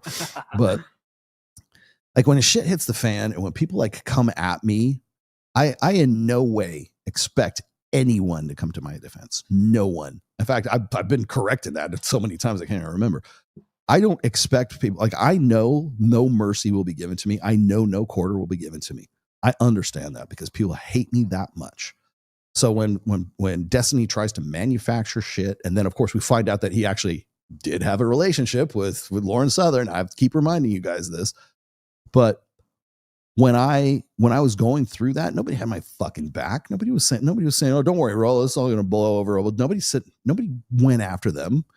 Nobody fucking came to my defense. Nobody said jack shit back then. So yeah, you're goddamn right. It's fucking important to me now. So anyways, what is this? Luigi had been missing person for several months and his back surgery was postponed multiple times due to United. Yeah, I heard about that too. Okay, so now we've gone through Luigi, we've gone through Natalie, gone through Tim. What else have we gone through? Justin Baldoni. Justin Baldoni. Okay, so you got through all those guys. Okay, so I'm going to go and do one last thing here. What did I put? Oh, and then we also went through TPUSA. I don't want to get to that. Where's the other one? Oh. I wanted to dig into a little bit about, here we are at the 2-hour mark. I want to dig in a little bit about hypergamy today because I think a lot of people are sort of bastardizing a lot of old school red pill content. And the reason why I want to get into this now is because I will be doing my sorry, I didn't get to it this week because we have circumstances beyond my control. I wanted to get into hypergamy as a topic today. And people keep saying, well, that's all you ever talk about. No, it's not all I ever talk. I don't think I've done a dedicated show about hypergamy in a while, but I'm doing this because I want to clarify things, because I don't think enough people really understand what it's about. Like, the reason why I was bringing up, I'll put it back up again. Seeking.com. Was that who it was? Yeah, Seeking.com was, they're throwing this thing out there. Go to hypergamy. What is hypergamy.com? In fact, let's go do that. What is hypergamy.com? What is hypergamy.com? That's what they said. That's okay. Yeah, there it is. What is hypergamy.com? Okay, so here, I'll just put it up on here. What is hypergamy.com? Now, remember, this is Seeking using hypergamy as a selling point for their matchmaking, right? Seeking arrangements, right? It's a new Ashley Madison. Yeah, exactly. Okay, here we go. What is hypergamy? Hypergamy is the pursuit of a partner who not only complements but elevates your status. No. Socially, economically, and emotionally. Yeah. So gold diggers, right? Oh boy, allowing you both to achieve more together than alone. It's a sophisticated dance of mutual enhancement. I don't think that word means what you think it does. Where each partner's strengths address the other's weaknesses, taking each partner's life to a new height as a result. Shall we learn more? Let's learn some more. Oh my God. Do I want to listen to this guy? I guess it's 17 minutes long. No thanks. Tired of disappointing dates and feeling alone despite your high standards? Finding love with someone who matches your ambitions isn't hard. You're just looking in the wrong places. Well, of course. Where am I supposed to be looking, Dr. Cho? Let's face it, the world of dating isn't designed for those who refuse to settle. Friends and societal pressures make it. So this is what they're doing. They're using hypergamy as sort of like their sort of catch-all phrase here. How can I find hypergamous dating? Oh, Jesus. Okay, so this is what, if you were wondering why I want to do this topic, I can't think of a better example of trying to clarify this. Okay. So yeah, well, thank you very much. Body count. What hill are we going to die on today? Yes. What hill will we die on today, gentlemen? What is this? Oh, yeah. Okay. We got to you. Okay. Let me clear those out of there. All right. Got it. No, that's not what hypergamy is. If you want to know what hypergamy is, it's from the technical definition point of view, or the actual dictionary definition, Wikipedia definition. It's the tendency of, this is literally it. It's the tendency of women to marry upwards in socioeconomic status. Okay. It was coined by a sociologist, not a psychologist, a sociologist who was doing marriage studies, I believe it was, in India. And I want to say it was during the 50s or the early 60s. And he was doing the marriage research on the caste system in India. So if you were in the lower class, or you were in like sort of the mid, whatever it was, because there's 4 castes, I believe, right? And the Brahmin class is the top, and then there's the untouchables at the bottom, whatever. And how women would want to only marry a man that's in the next higher classification. And it's very stratified, right? So it's easy to observe. So the guy was like saying, oh, it's in women's best interest to marry guys who are socioeconomically in a higher strata than the one that there's in. It was pretty straightforward, right? But it was only referring to marriage. And that was where the most technical aspect of hypergamy came from. Now, fast forward to mid 2000s. And that's about the time that hypergamy started to make the term hypergamy started to make a resurgence, I guess. I don't know if you could do this like on Google and like find out like the occurrence of the word hypergamy. Do you know how to do that, Kyle? Like if you look up a word and you see how common its use is after a certain like year. Oh, I'll find it. I forget how you do that, but it's on Google though. I'm sure it is. But the idea is this: is like right around the time that the seduction community came into vogue, hypergamy started being used again. But it wasn't being used in terms of just marriage. It was also being used in terms of alpha fucks and beta bucks. And so when I refer to hypergamy, that's the definition that I'm using. It's an expanded version of hypergamy. And I've been trying to really make it more normalized or more common, I guess, really since the mid 2000s. I would say at least 2006. I could probably go, maybe I should. I should probably go back to the SoSwab forum and do a search of my name and then the instance of the word hypergamy and find out what the earliest instance of me using it. I would say it's probably 2004 to 2006, somewhere in there. And, but we were using it in an expanded definition. So were we using it in terms of the marriage? Yes, absolutely. But there was also the other side of this, which was we were comparing this to women's arousal. Like, what is it that women want? You know, what is women's innate mating strategy or sexual strategy, right? Alpha fucks and beta bucks, short-term sexual benefits versus long-term security benefits, right? Long-term security benefits being beta bucks. So you've got provisioning, protection, and parental investment. I've been harping on that for a long time until even Dr. David Buss started picking up on that shit. Okay. I remember the day somebody sent me a video of Jordan Peterson. Now, this is before Jordan Peterson was Jordan Peterson, but he was doing these talks, and not TED Talks, but there's some like college talks. And he was talking about hypergamy, and he actually used hypergamy in the sense that I had been using it, and really guys in the seduction community had been using it for 15 years by that point. And I was just like, oh, thank God, it's actually, it's catching on, right? And the reason why we said that is because women don't just marry up. But the thing is that everybody wants to use marriage as the litmus test for every fucking thing.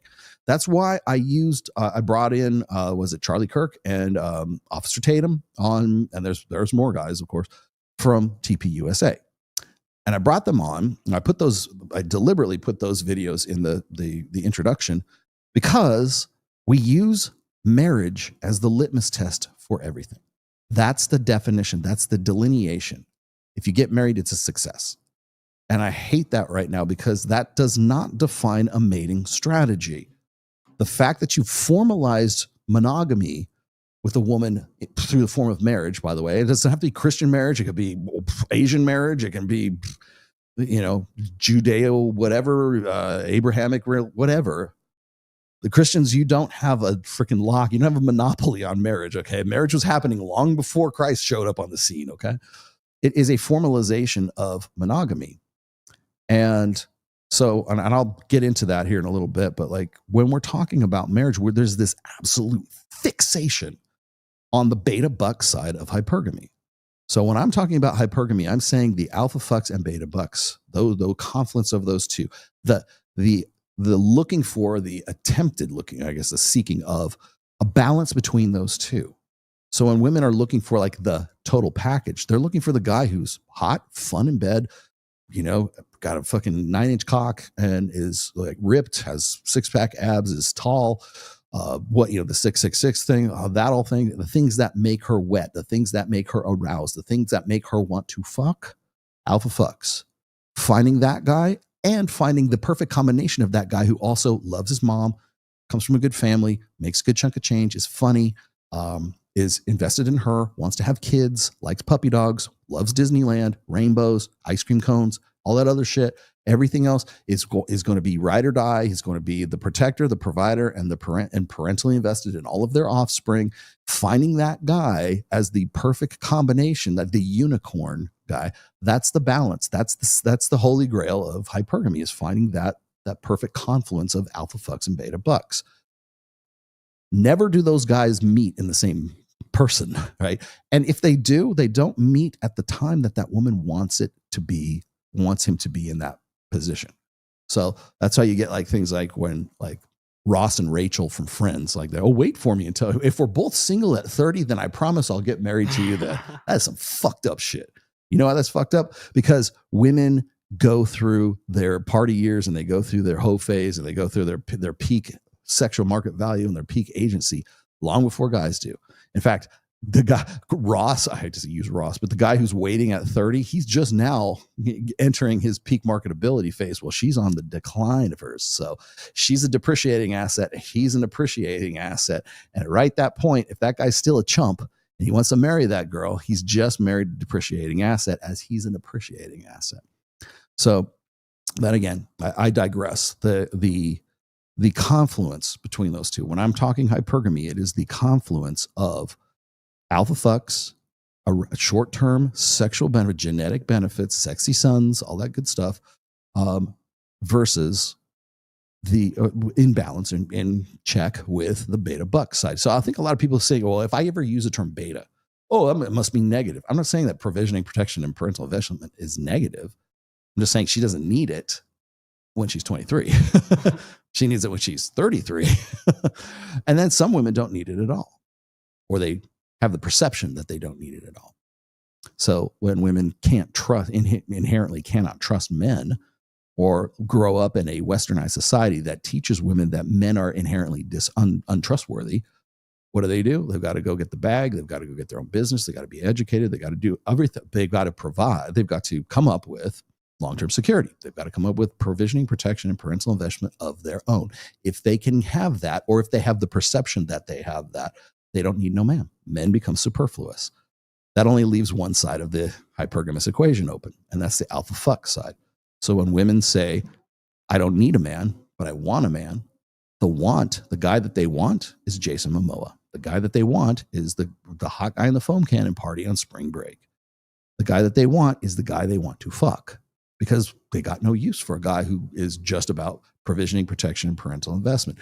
That's where you will see these guys from like Turning Point USA and even Justin Baldoni. You don't have to be conservative. They're still on the same page. They're still the same character.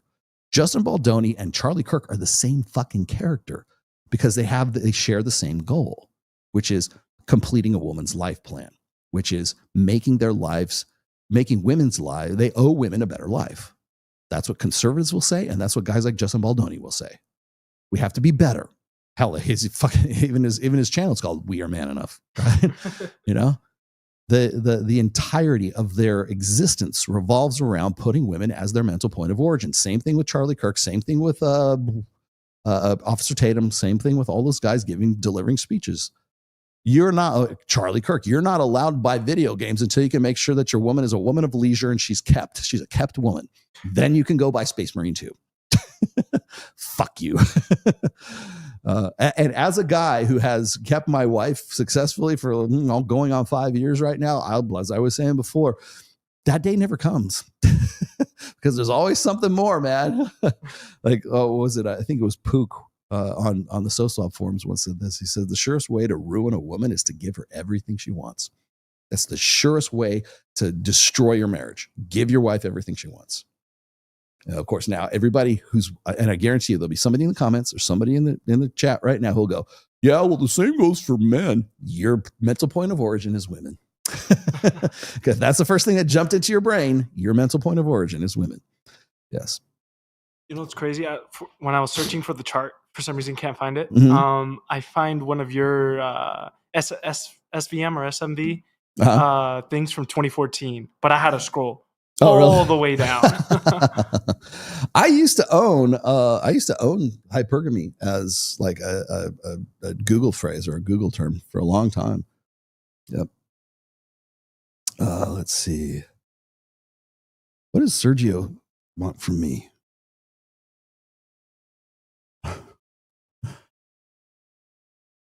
All right. Well, I'll go look at it. Why does Sergio want a piece of me these days? I have no idea.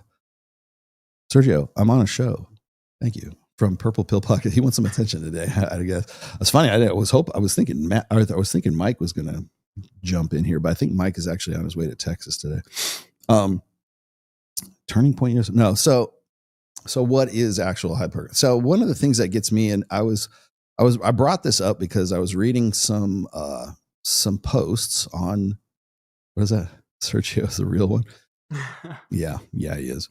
I was reading some posts about hypergamy from some of these ivory tower gatekeepers of Evo Psych who seem to think that hypergamy is just sort of a catch-all phrase. Like if anything goes wrong in their lives, like a guy's life, then they just blame it on hypergamy. And I have to say that I kind of understand where that straw man is coming from, because a lot of guys will use what I throw out there about hypergamy, or they'll use stats and statistics and everything that sort of fits their biases to sort of blame women for their misgivings or their inabilities or their deficits.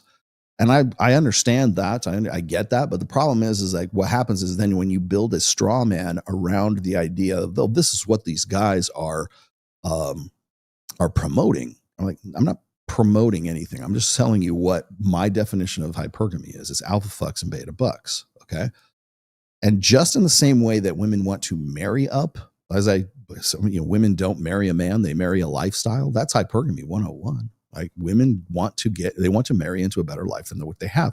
The problem is that before men get married, they get this message that says you owe women a better life, and you could better not get a fucking hard on or jerk off your entire life until you are financially stable enough to go out on a date, pay for the date, and it should be made a criminal offense if you like have to split the bill, right?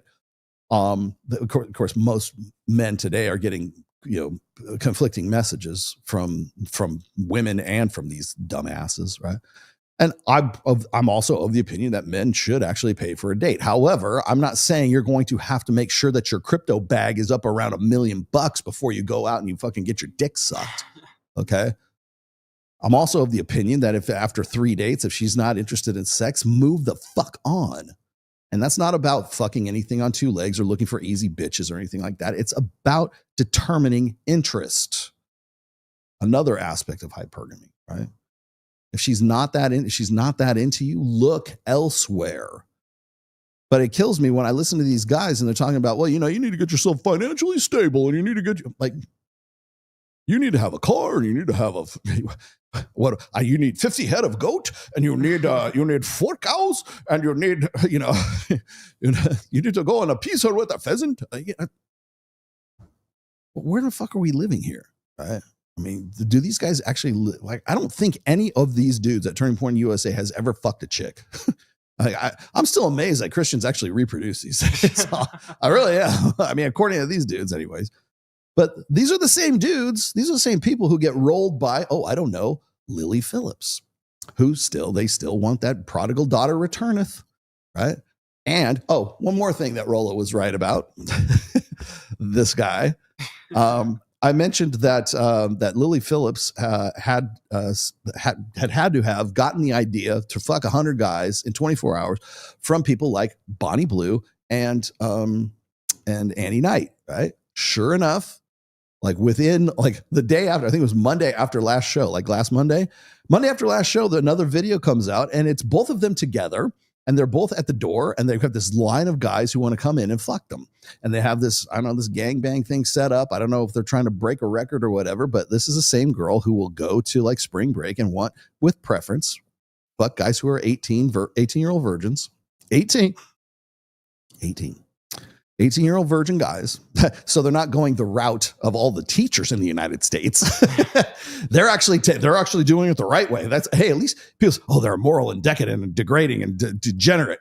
At least they're banging 18-year-old guys, which you can't say about the teachers who are the 78 or so of them that have been indicted or have been facing charges of statutory rape in the United States. At least they're more responsible than the teachers who are teaching your kids. Does that make them moral? No, it doesn't. But you know what? At least they have, you know what? That's a bridge too far. I won't go over that.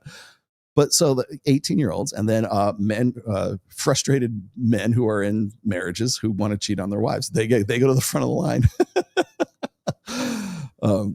But then the video comes out and good old Lily Phillips is right there. And everybody says, I hope she has a change of heart.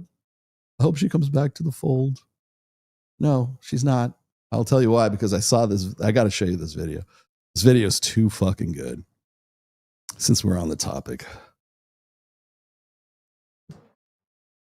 Where did it go? This one. Is this it? Yes. Okay. I haven't shown you this yet, Kyle. You're gonna laugh your ass off. Oh yeah. Watch this. I'm sick of doing OnlyFans. Really? Why? Are you tired of whoring your body out for money? No, not at all. It just takes too much work. To lay there and be naked? Yeah, 3 times a week. How much money have you made on OnlyFans? Like $20 million? Huh. I have an idea. What? What if I told you you could monetize something new that only takes a fraction of the time that OnlyFans does? What could that possibly be? You become a Christian influencer. Huh? Yeah, it's really trendy right now, actually. People love it. Story of redemption. Girl starts out on OnlyFans, and then after she's made millions, she all of a sudden finds Jesus and then preaches Christianity and morals to people on Instagram. But I'm not a Christian, and I don't have any morals. Yeah, obviously. I'm not dumb enough to think you do, but people on Instagram are. I don't think so. I just don't see the point. But you could make millions more selling Christian merch to idiots that fall for it. I'm in. Let's get started. Hi, everyone. I have an announcement to make. I will no longer be doing OnlyFans because I now love Jesus is his name. Jesus. I love Jesus now. Jesus told me that he wants to use me to share his teachings to other people. He told me to tell you that too. And he also told me to tell you on Instagram. And I'm really excited to share my newly designed I Heart Jesus sweatshirts available in my shop now. Click the link in my bio. That's perfect. Hey Christians, I was just reading my Bible and I was just reading my Bible and it occurred to me that you should be asking yourself, how can I best be serving God right now? And my new leather cover Bibles with my face on them are available in my shop. Click the link in my bio if you love Jesus. Got some comments coming in.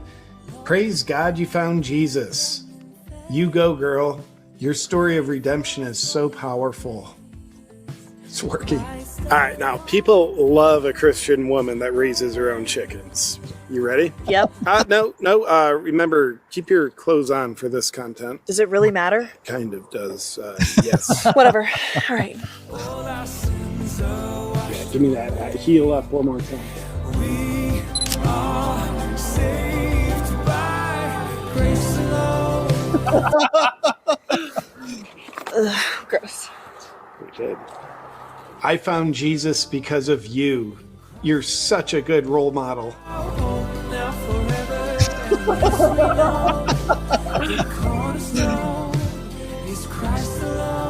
You've overcome so much. Proud of you. You've changed my life. You inspire me. God is using you. Idiots.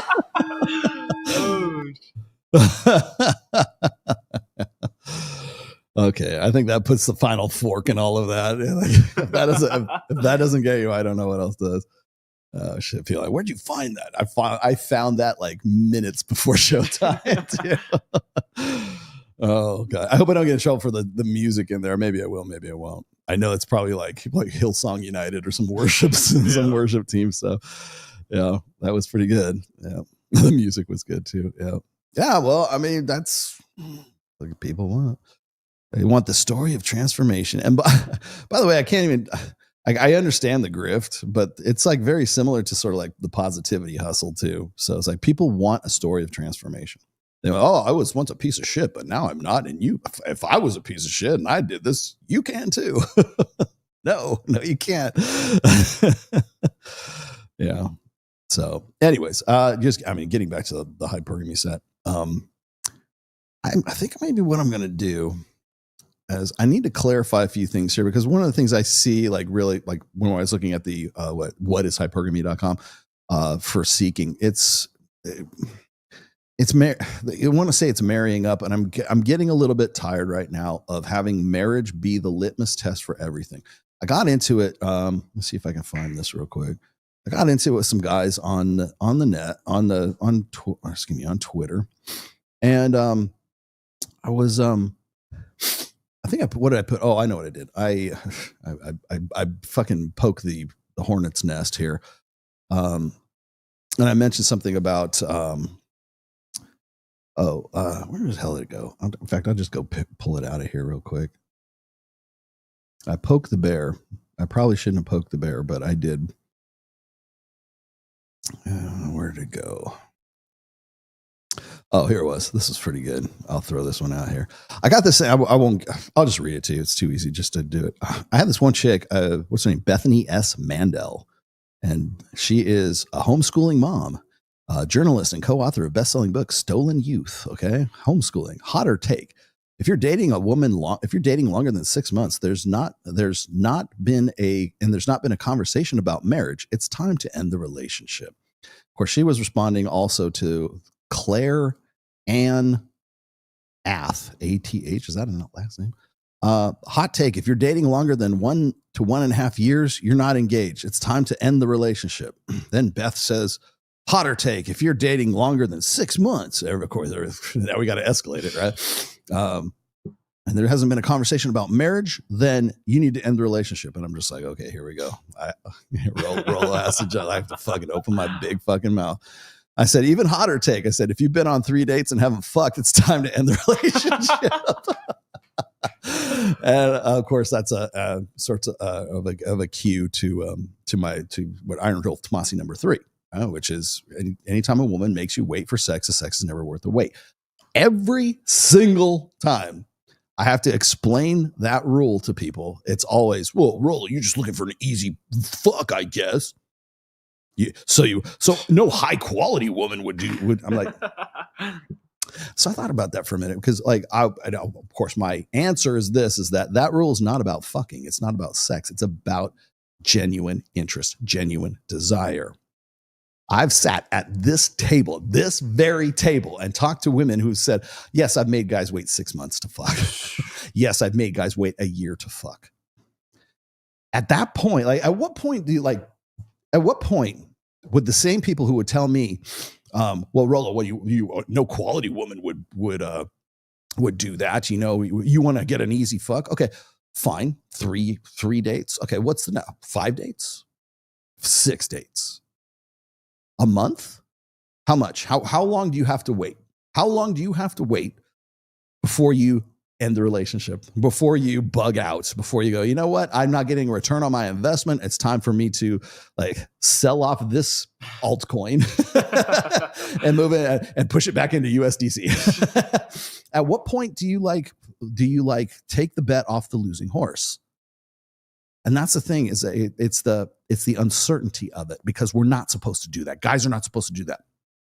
You're supposed to stick it out, right? So at what point does a guy become a simp? At what point does a guy become like, oh my gosh, what self-respecting man would do that? He would wait a year to fuck.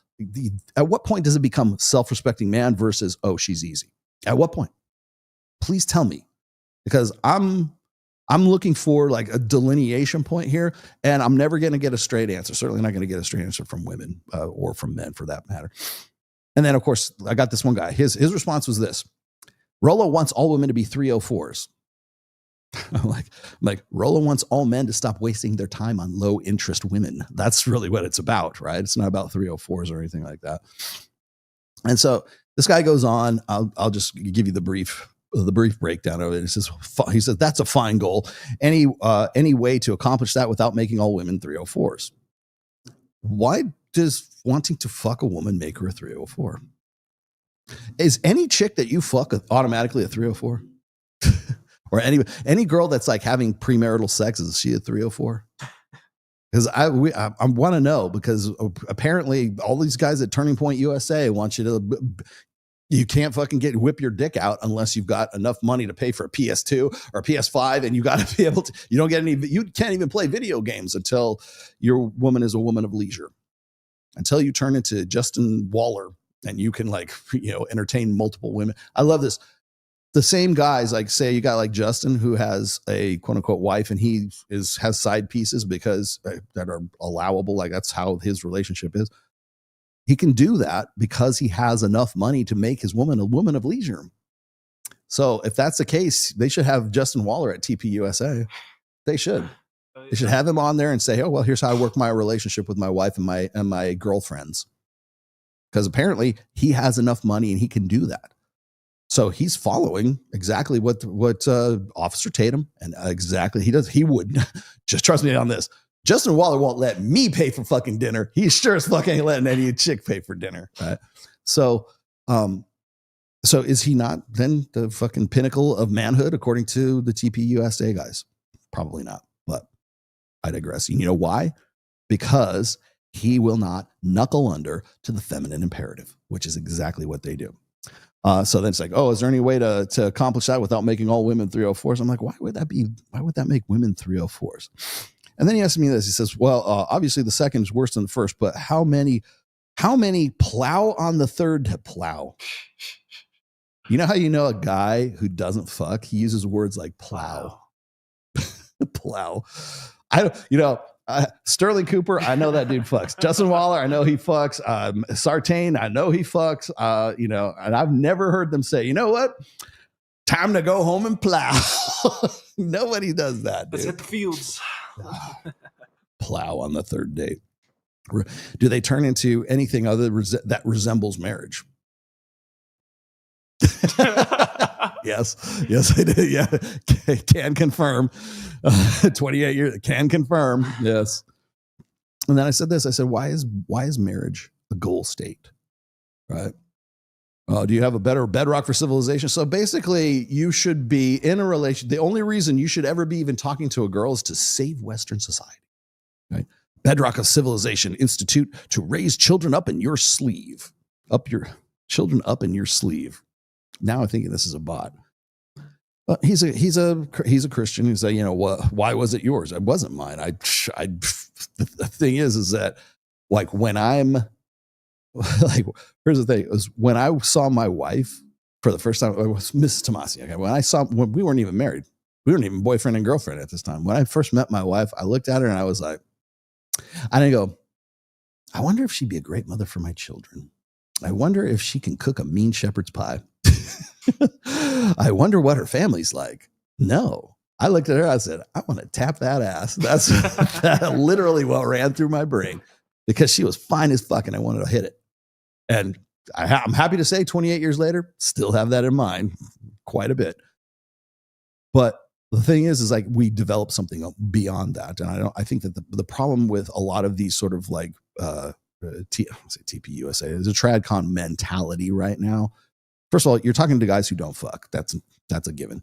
The second part is you've got guys who think that marriage needs to be the metric by which you would ever enter into any kind of relationship with a woman. Like you have to be dating with intent, right? Women who date with intent are generally between 29 and 33 years old, okay? Because they have to. You ask a woman who's 23 years old, but who isn't Brett Cooper, and you're gonna find women who are just gonna be like, you know what? I'm not even thinking about the long term. I'm not even thinking about that right now. Does that make them bad people? Does that make them low quality women? Or if they are low quality at 23, does that mean they're going to be low quality when they're 30? In fact, I hate even using the term low quality or high quality or whatever else, because that creates this, it creates a character. It creates a caricature. It creates an ideal. And that's really what the whole thing's about is when we're looking at the people at like TPUSA who are, like I said, very susceptible, very suggestible to things like, OnlyFans women turning over a new leaf. They really desperately want to believe that, Nala Fit is going to be, their perfect little virgin, their OnlyFans virgin that's going to turn into, is Nala Fit a quality woman now? I would love to hear that. I would love to hear some of my brethren tell me whether or not Nala is a high quality woman now. But again, it's like, when guys are out at the clubs, when guys are at Bible study and they see an attractive woman and they say that the first thing in their head is not, oh, I wonder if we could pray together. Oh, I wonder if we could save Western society together. No, I want to get with that chick because she looks fucking hot and I want to tap that. That's what it comes down to. That's the proximate goal, not the ultimate outcome, the proximate outcome. I want to hit it. And by the way, you do yourself no favors by desexualizing yourself. Let's see where we go. Assad's wife just announced that she wants to divorce Assad from Syria. Yeah. Okay. That she wants to divorce him now. That he's not a dictator. You're not the man I married. You can't kill people at will. And runs a country. What a huge surprise. Yeah. Well, there is hypergamy in action. Sergio is the real one. Is male cornsta behavior alpha or beta? What the fuck is cornsta? Male cornsta, like porn star? Is that what you're trying to like? Say fucking porn star. No, it's a corn cob. You can say porn. It's okay. Really, on my show, you can certainly say it. I think that's what you meant. Men sharing women, I mean. Oh, okay. Well, thank you for the clarification. Wouldn't an alpha eliminate males who try to touch his female? Yes. Okay. So, male, where the fuck is cornsta coming from? Men sharing women. You mean like being cucks? Like sharing your wife? Yeah, that is most definitely a beta behavior. Because what it is it's an acknowledgement that there's a guy who can fuck your wife better than you can. So I don't see why this is even a fucking issue, right? Wouldn't an alpha male try to eliminate it? Yeah, but here's the thing is, okay, correct. But look at this from the opposite side. Wouldn't a beta male like submit to an alpha male to fuck his wife? Yes. That's the question you're really asking here. Like clearly, an alpha male is going to be a guy who's going to be invested in the woman that he's with. Now, that is if that guy, that quote unquote alpha male, is in a monogamous relationship with one woman. Yes. If that guy has the sport fucking gene, then probably not. He's not going to worry about it too much. You know why? Because if that doesn't work out with that chick, he's got 4 other girls on speed dial. So what's alpha behavior? What's bad? You could be both. And both can be true at the same time, right? So I've heard people, I thank you for this, because I've heard a lot of guys who will say, don't you think that mate guarding behavior is beta? Well, yeah, from the beta perspective, yes. Wouldn't mate guarding also be alpha behavior? It could be, but you're going to see less mate guarding behavior from guys who are sort of like dyed in the wool alphas because they don't need to. Because they are so high value that they know that the woman that they're with, that woman's not going to be able to find another Justin Waller. I'm sorry, I keep using his name, but like that woman's not going to be able to find a better match than him.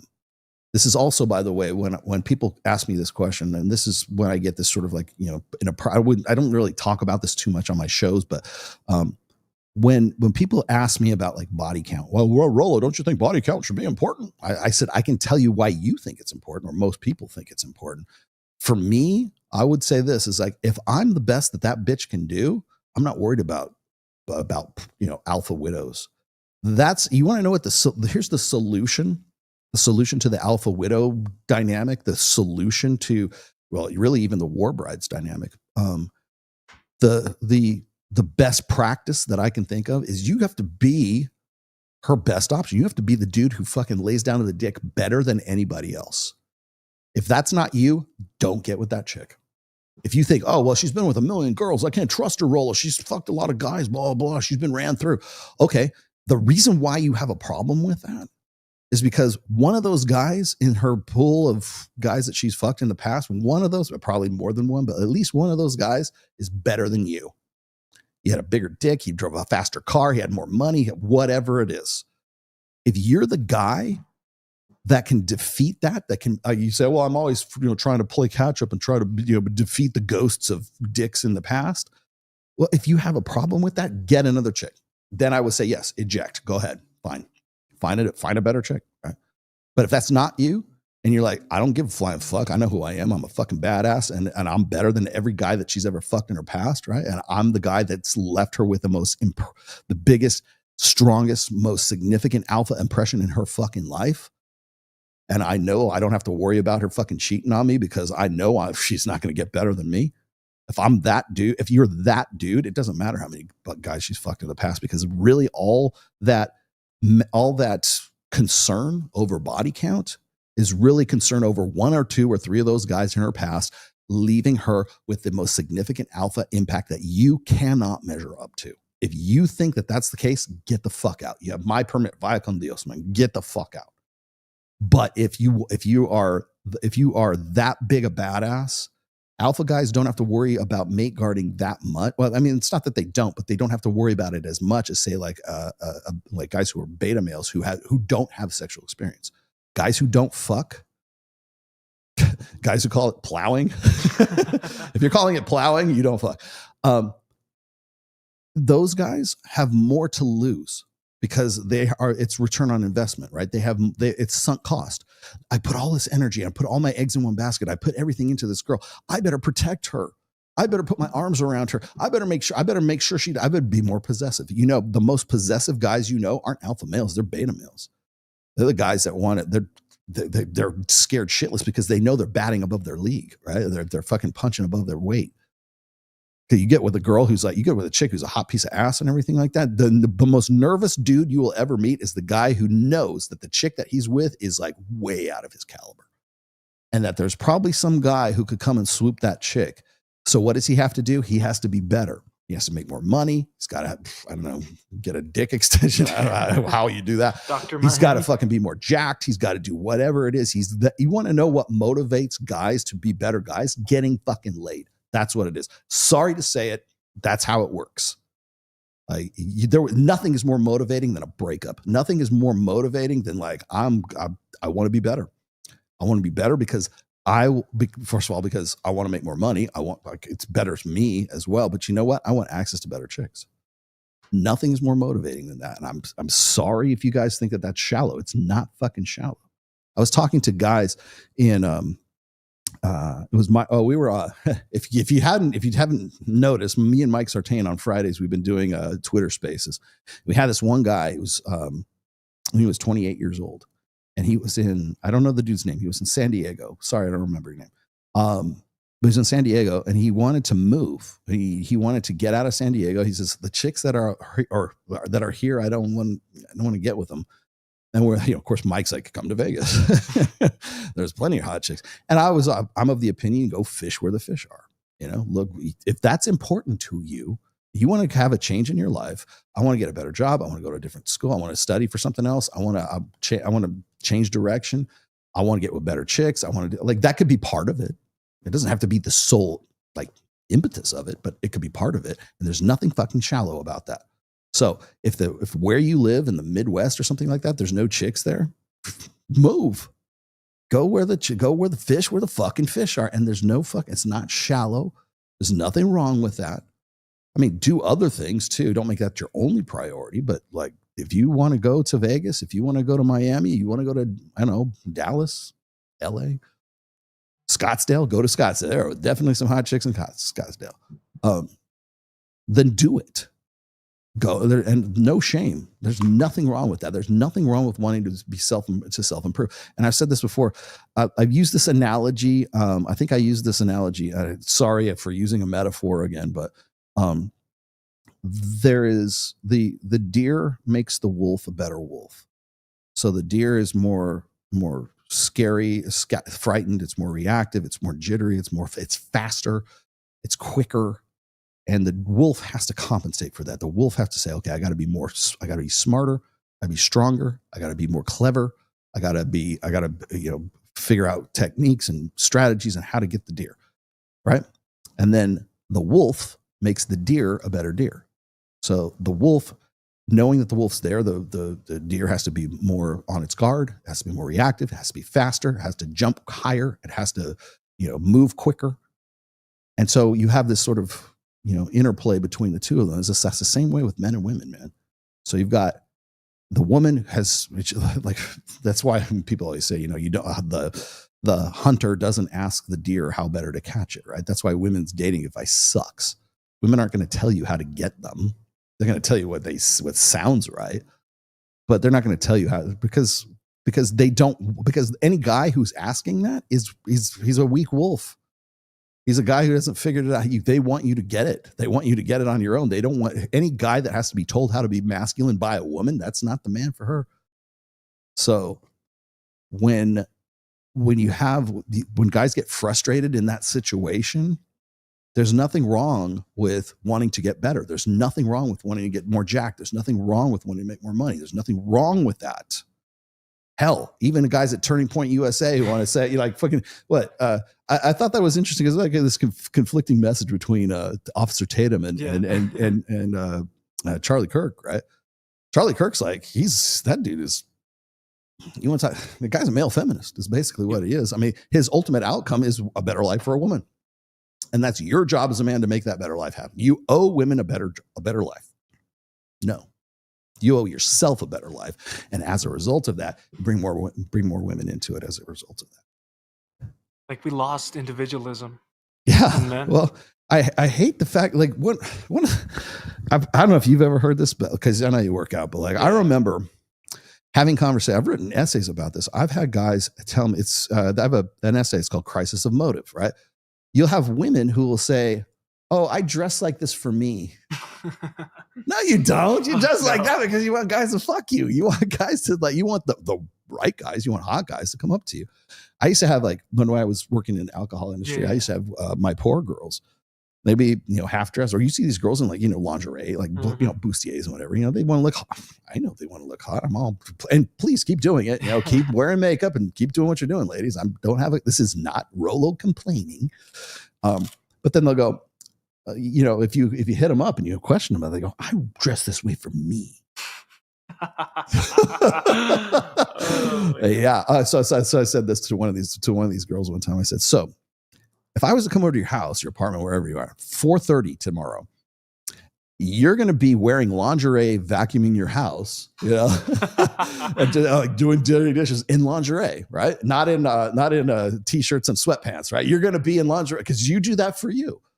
So you're like, "Oh, you know what? I think I'll put on this cute little nightie and just go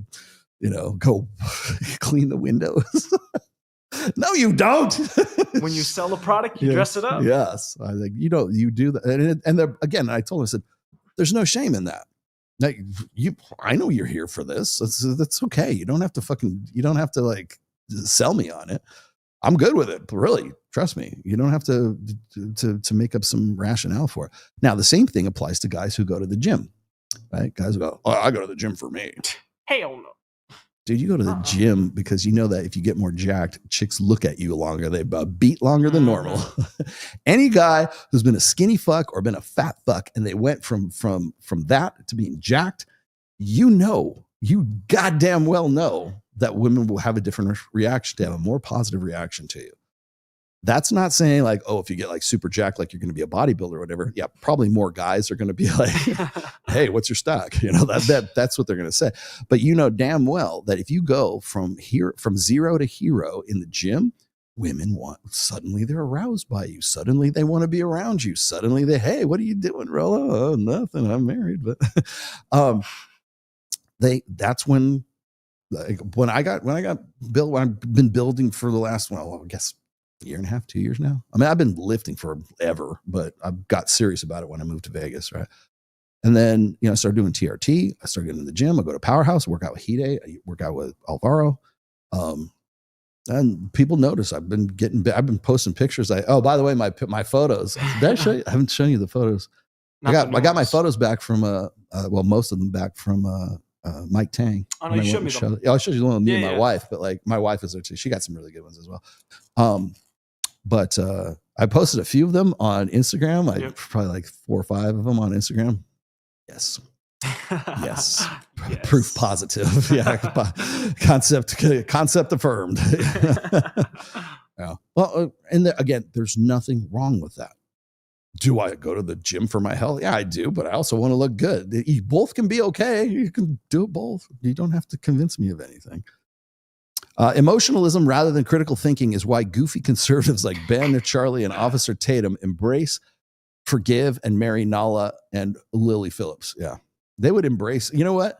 I would not be shocked to see Nala fit at TPUSA. I would not. I will. God, imagine that. Nala should have done it. She should. I bet they would have had her. They would have loved every minute to have her on that thing. She's a story of redemption. Assad's wife just announced. Okay, we got to Assad's wife. When is Cappy coming back? When would you like him to come back? He'll come back anytime. He loves this show. He loves me. He loves Kyle. Cappy will come back. I want Cappy to do his shows here. Actually. Every time Cappy's here, I'm just dying laughing. Every goddamn time. No, we'll have Cappy back on again for sure. For sure. Cappy's good. He's a good guest too. I would very much like to have Cappy on Access Vegas again because he's on there, dude. People are dying. Like, I remember he's only been on Access Vegas once, and that was when we were back at Sticky Paws. And I still have it. I should dig it up. I still have this screen cap of him, and there's this chick, and she's like in this she got big titties, and she got this like fur stole around her, and he's just like classic fucking Cappy, man. As men, we cannot rely on women. Okay. Men should become better men for themselves. Well, yes, but you're also being better for women as well. If a heart-crushing breakup is what it takes to realize this, then so be it. Okay. Well, I'm glad you feel that way, but I would also point out the fact that it can be both at the same time. So you don't necessarily like, if you say, well, I'm going to go get in better shape because I want to get my dick sucked. Well, okay, but that might be your primary reason, but it's also, you can lift heavier things. You know, you probably survive a car wreck. You know, that's a benefit too. Why not? You know, the number one leading thing to save you from cancer? It's muscle. Have muscle mass. Yeah, exactly. Tren saves lives. Gentlemen, you owe no women a better life unless she is worthy of it. Giving that to her is not an obligation or an entitlement. Hello, Travis Hunter. Okay. Can somebody explain to me what the fuck Travis Hunter is all about? Travis Hunter, you know, he's the Heisman Trophy winner, right? Yeah. So he has a girlfriend that's like, I guess everyone kind of knows her for being a hoe. Okay. And I guess, I don't know if there's some video. The Logan Paul gambit. Yes, very much so. Okay. But there's like, I guess there's I haven't seen it because I've seen it on social medias, but I guess there's a video of him and his girl or his girl like doing some shit with some guy in a car or some shit like that. And I don't know if it's prior, beforehand or something, but the whole point is everyone's trying to save Travis Hunter before going to the NFL. Like, hey, before you don't trap yourself, you know? Oh, because he wanted to marry her. He wanted to marry her before he went to the NFL. And she's like, ride or die because he's going to the NFL, right? But I don't know if she's going to marry her or How not. old is the girl? I'll find out right now. How old is Travis Hunter? He's like 23, I think. 24. Okay, so he's young, dude. All or right. 23 Yeah, or something. he needs a rational meal. Let's see. But definitely needs. But basically, everyone's like douching on him. He comes on the internet and he starts saying, "No, my girl gets to do what she wants or whatever the hell." And it's big simp. It's simp. It's simping. Very much so. All right, Travis. You know, that sounds like he's 21 right now. Oh, so he's 21. I told you about how like how recruiters like will go to like colleges and they'll like find like the star players to like put them in the draft. Yep. And then what they'll do, or they'll go to high schools and they'll find out who the hot athletes are, and then they will pitch like Stanford because they want them to come play football at Stanford, right? And they find out that the guy has a really like a girlfriend who wants to go to Ohio State, so he wants to go to Ohio State. So what they'll do is they'll have another recruiter go to the girlfriend and say, "Hey, we're going to give you a free scholarship or a free ride to Stanford," because they know that the kid will follow the chick to fucking Stanford, and they do. It's so consistent that they have other recruiters to recruit the girlfriends. Oh, was it Blue Mountain State? They did a thing with that. BMS. Unbelievable. Or who was I remember? I think it was like on Jim Rome, or it was on one of these sports shows where they were like they went guy by guy by guy, and where like the girlfriend went, that's where he went and played football at, and like for like at least a dozen of these guys, like whether it was baseball or it was football or it was basketball or whatever it was. If the girl went to Ohio State, the guy was definitely going to Ohio State. So to counter that, they have other recruiters that recruit the girlfriends and find some, cock and bull reason to have them come to Stanford and do their thing at Stanford. They get them a free ride. Like unbelievable. That's how hypergamy. There you go. That's how fucking important the pussy is. Well, Rolo, you just talk about sex all the time. Yeah. You know why? Because college recruiters care about that shit. Hybristophilia. What do you care about? What do you care about convicted felons, Rolo? Nothing. I care about hybristophilia. I care about how consistent the shit is. That's what I care about. Oh, did you get the Google Trends thing? Yeah, I sent it over. And it was, this was on the top part. You could put, okay. You could put the date. It goes back to 2004. Oh, okay. I see. Yeah, I'll have to look that up. It looks pretty good. All right. Where do we go? Oh, put that there. Where are we at? Oh, we're almost at 3 hours. So I wanted, let me just see if I can stick a fork in hypergamy real quickly here. One of the things I have written in the past, and I probably need to dig this up here real fast, is I go to mouth me about hypergamy. Do me at least the solid and go to my site and use the search. It's been there forever. Use the search feature and just type in hypergamy and you can find, let's see.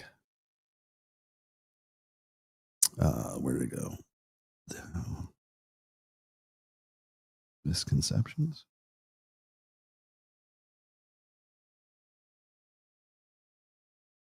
There we go. Hypergamy, the misconceptions. So I want to I'm going to rattle off a few of these right now because I think a lot of people kind of need a remedial lesson in hypergamy. Once again, the problem that I have right now, there's really two problems. Okay, first of all, is like these guys who are like sort of, for lack of a better term, I'm just going to say they're black pill. Although I think they get confused by other people as being sort of quote unquote red pill. This is what those red pill guys say. No, we don't. The red pill tends to get strawmanned, I guess, into being something that's really not. Because it fits an implicit bias. It fits an explicit bias, really. So you've got guys in who are just simply anti-red pill no matter what, and they will try to disprove it with like Evo Psych or whatever else. Or all these guys just think that anything that's if they stub their toe, it must have been hypergamy, right? If they run out of gas on a freeway, it's hypergamy, right? No, that's not, and you're being ridiculous about that. But that's one aspect of it. The other thing is is being so litigious about hypergamy, only meaning that it has to do with marriage. And that goes back to making marriage the litmus test and the benchmark for everything. And you'll see that this is the thing that gets me. And I'm not anti-marriage. I've been married for 28 years. Let's clear the air here before I say anything else. All right. I'm not anti-marriage. I'm just anti the way we do it now. So with that said, the thing is whenever we're doing studies about like whether it's mate switching hypothesis, you have to have a fucking mate to switch in the first place, ergo married or at least in a relationship. Got it? That's the starting point. That's the litmus test. That is not the metric for a sexual strategy. It only is if you subscribe to this idea that you're dating with intent and you're going to save the fucking Western culture. That is no way to look at the evolution of intersexual dynamics. It's no way to look at the evolution of mating strategies or sexual strategies, innate or socially learned, whatever. It's no way to really look at those things. Why are, like, for instance, when we talk about assortative mating, it always ends with one thing. The only goal is to get married. That's all it is. Or it end up in a monogamous pairing. That's what all it's about. Well, men and women who are alike, they tend to find each other. No, it could be that people who found each other for completely different fucking criteria become more alike once they get into that state. That's why I say you're only focusing on the beta buck side of hypergamy. And that's because that sounds good. That's what is flattering to female nature. As I've said before on this show, when you ask women what they're looking for in a guy, it's always what they're attracted to, what long-term qualities in that guy, what guy best fits my long-term security goals. He's got to be funny, provisioning, protection, and parental investment. He's got to want kids. He's got to be good with his mom. He's got to come from a good family. He's got to be educated. He has to be more intelligent than me. He has to have gone to a good school. He has to make this amount of money. He has to have, he has to like puppy dogs, rainbows, and Disneyland, right? He has to have all of these things. And so they will focus on those because those sound right. That sounds good. They're not looking, I need a guy with fucking 23-inch arms and he's got to have a fucking 10-inch cock. She's not going to say that. Because those are aspects of the alpha fucks side of hypergamy, which is just as equally important as the beta buck side. But if we ask guys who are in the ivory tower and the fucking gatekeepers of evolutionary psychology, they're only going to focus on the more flattering aspects of hypergamy, and that is the beta buck side. So what you get is you get guys like Jordan Peterson, you get Alex from Date Psych, you get Dr. David Buss, prime example of this. Look at his shit. The dude rarely, if ever, confronts the alpha fuck side of things, because if he does, he's losing readers, he's losing clicks, he's losing clout, he's losing eyes on the screen. It's not flattering to female nature to be called out for the fact that they like guys who are 6 feet tall, that have a big dick, that have fucking V taper, that have six-pack abs, that have like bowling ball shoulders, right? That kind of shit. They don't talk about that, even though it is just as, and again, I don't think it's shallow or superficial or anything to say that women are attracted and aroused by guys who are hot fucking guys. That's how you get Luigi. And they're shameless about it. Yeah, I'd fuck him. I don't care if I don't care if he's a killer. They want Richard fucking Ramirez at a teenage fan club for crying out loud. All right, you got the Boston Marathon bomber guy still sitting in jail, right? They want to fuck that. They want conjugal visits with those guys. Oh, we're not going to study that. Let's study what women really want, how they need a guy who's a provider. It makes them laugh. That's one side of hypergamy, yes, which has been very thoroughly researched. Can we say maybe they want a guy with a chiseled jawline and separation in his pecs or something? Can we no. How about ovulatory shift? Can we maybe go back and look at that a little bit more? No, because they don't want to find results that might be unflattering to female nature. What's flattering to female nature? The beta buck side of hypergamy. What's unflattering? Wanting to fuck Luigi. That's unflattering. Why do women always want to fuck criminals? Forget about it. We'll move on. Then they don't want to do that. So what do? They've got to find some way to make hypergamy, at least in the sense that the red pill describes it or details it or defines it. They have to make it ridiculous. So they have to blow it out of proportion. They have to straw man it. They have to make it some big deal, right? So I attempted to address a lot of those misconceptions in a post that I wrote. I'll put it up. Maybe Sam Botta can put it up there. It's called Hypergamy: The Misconceptions. I'm just going to throw a couple of these out here. Hypergamy is guys think that hypergamy is a straitjacket. This is the number one misconception that I think that a lot of red pill black pill doomer guys, MGTOW guys maybe, really think hypergamy is about. They think that it's unchanging. They think that chick is always going to be one way her entire life. And as I was showing you Coco Butte last week, clearly that shit changes, and it changes pretty rapidly. So the chick who is demanding that she doesn't go on coffee dates and she doesn't need to go for walks because she's not a dog, and she wants to have, she doesn't want you to get her drunk. She wants you to take her to a nice sushi dinner and blah, blah, blah, blah, blah. 2 years later, oh, my eggs are drying up, right? The whole thing about hypergamy between those two women, Coco of 2022 and Coco of 2024, shit's changed, man. Hypergamy is not what it was for Coco in 2022, what it is today in 2024, or at least the way that she can act upon it anyways. So hypergamy is not a straitjacket. And that's the problem most guys get into, is they think it's this static, monolithic, shibboleth. That's never there's your vocabulary word. That's this unchanging, horrible thing. Oh, all women are going to do this because they're always going to be looking for a bigger and better guy. Yeah, unless you're the bigger and better guy. Unless you're the guy who fucking knocks it out of the park every fucking time. You dick her down good. You have a good job. You make a good chunk of change. You don't owe her this. Maybe it's, I'm not saying what you owe her a better life. But if you are concerned with body count, you're concerned with hypergamy, you're concerned with, there's always going to be a guy who's going to come along and take her away from you, Rolo. Then be the dude that takes away chicks from other dudes. Be that guy. Figure out how you can do that within the context of where you're at. I don't see why is this even fucking rocket science? But the problem is like that people think that hypergamy is a straitjacket. They think that it's always going to be one size fits all, and it's always going to be all consuming and all containing.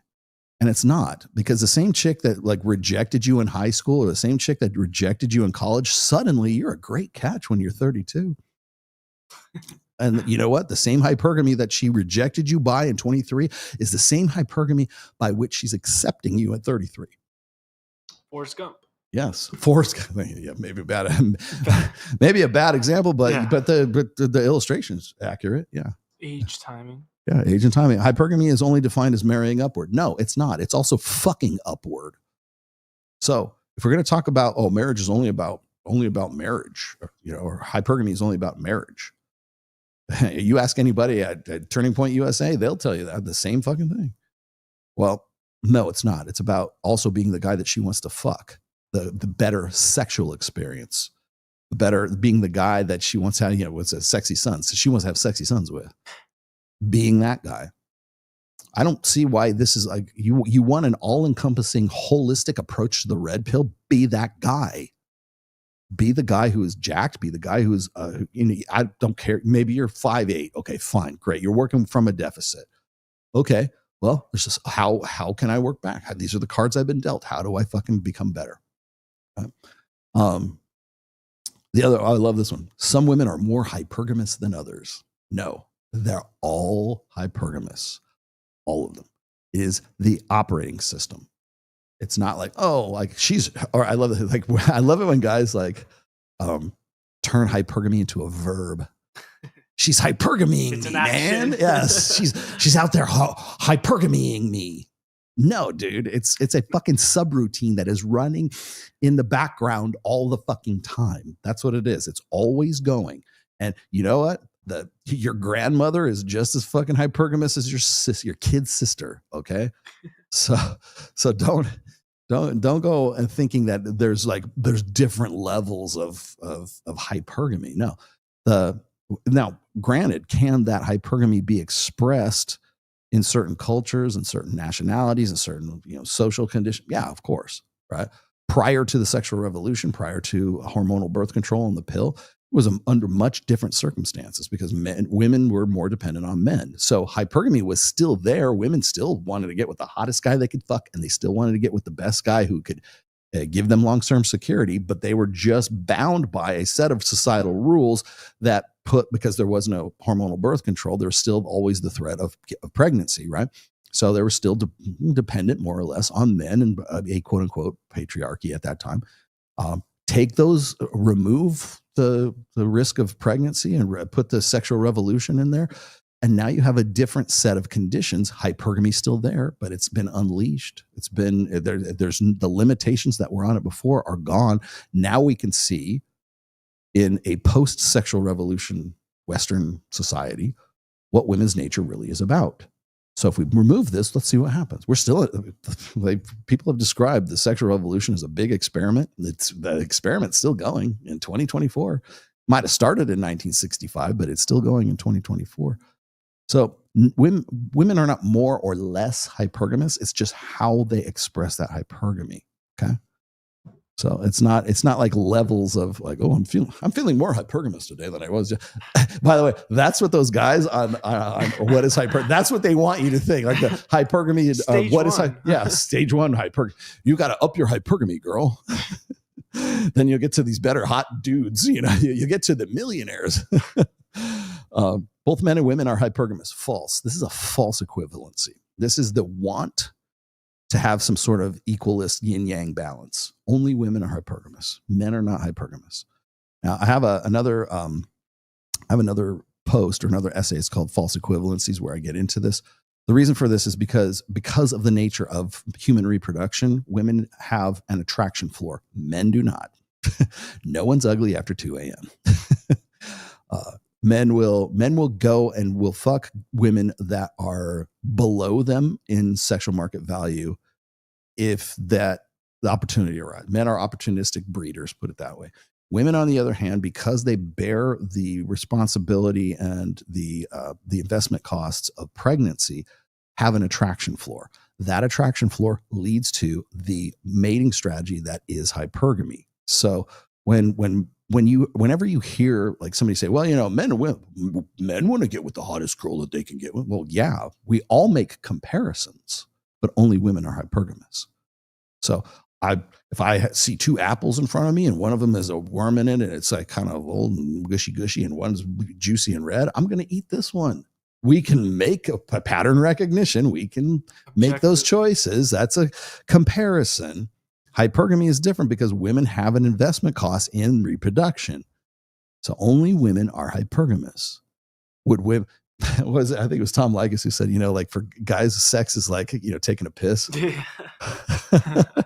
If you're driving on the road, like guys would love to take a piss at fucking the MGM or the Palms or whatever, and a gold hardware and you know, faucets and a golden toilet and everything else. They would love to. Men would not turn that down.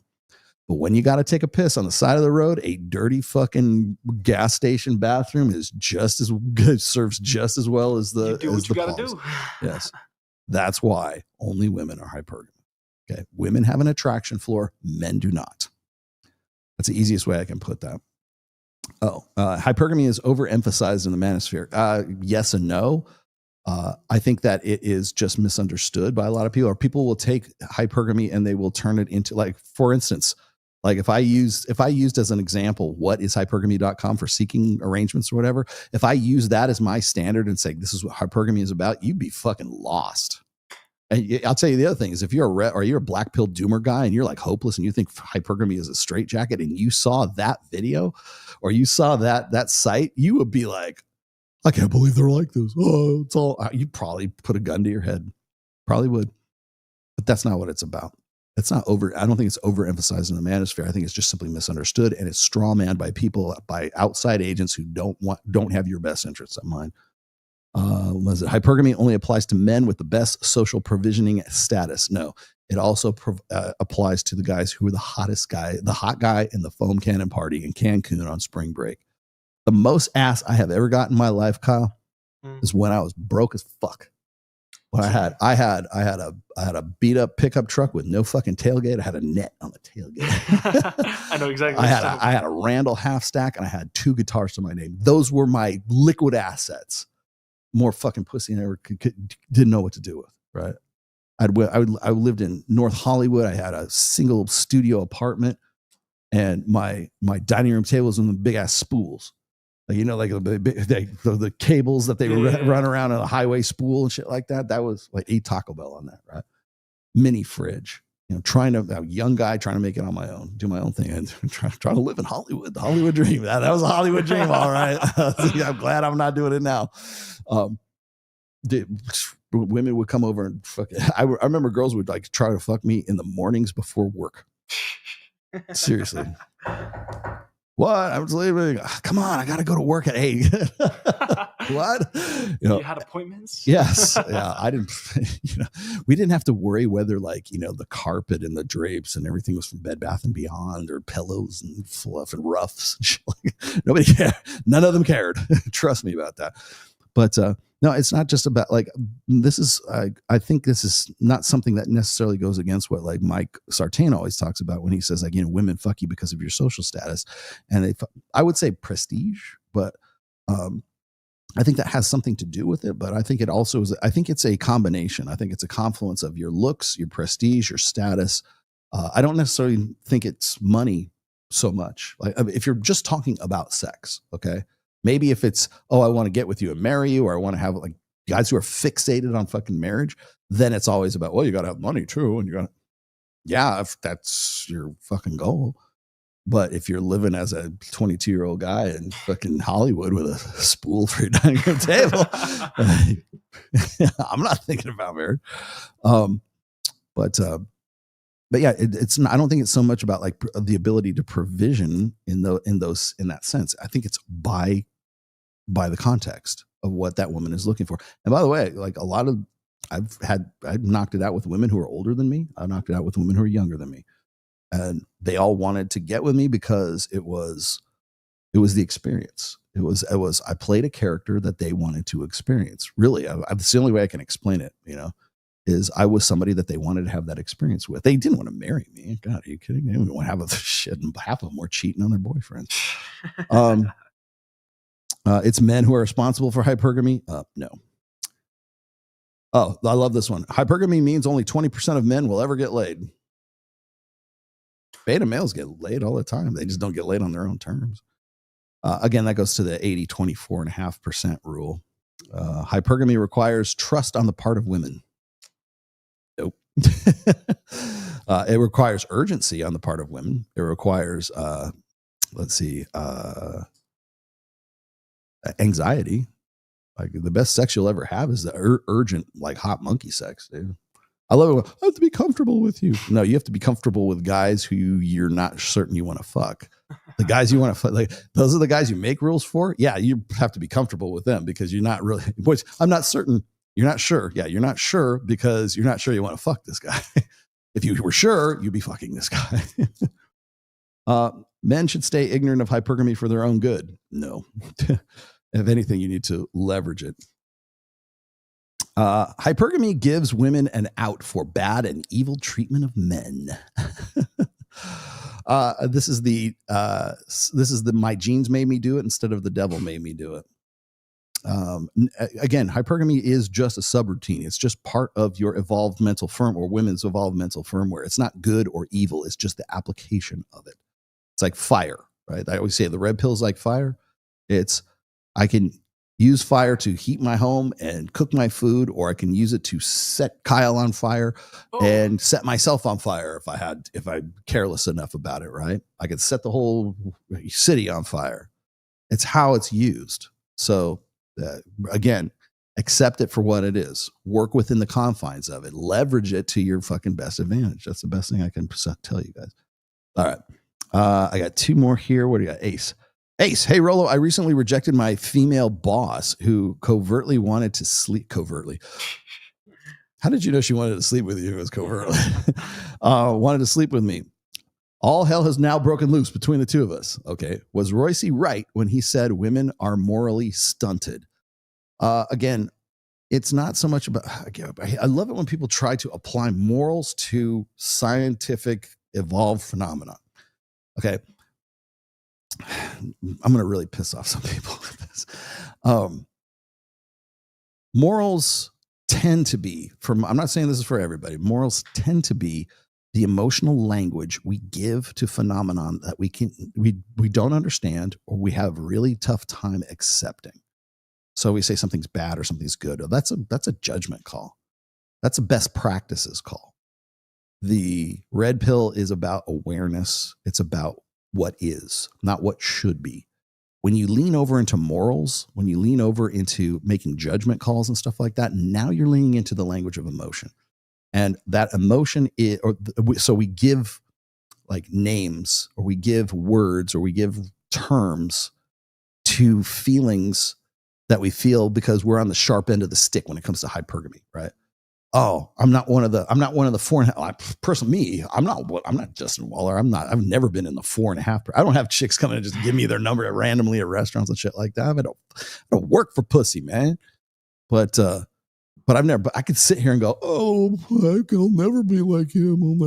I could sit here and like commiserate with everybody else, or I can fucking like learn how to, to develop myself into something that's a little more attractive. I like to think that I have over the course of my life.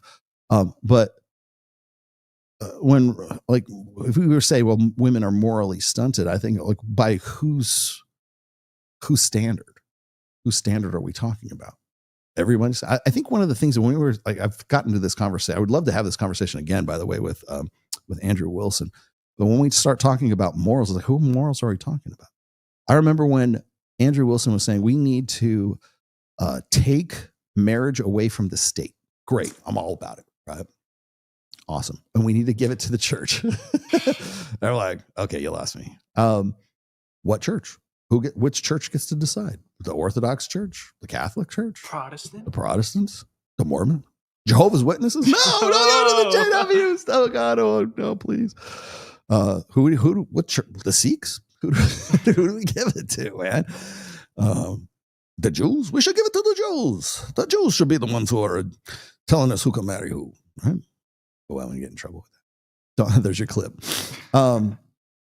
Like, who gets it? Like, who? Like, so to say, oh, are women morally stunted by whose standards, right? And another thing is, I don't necessarily think in terms of I look at systems. I look at what is.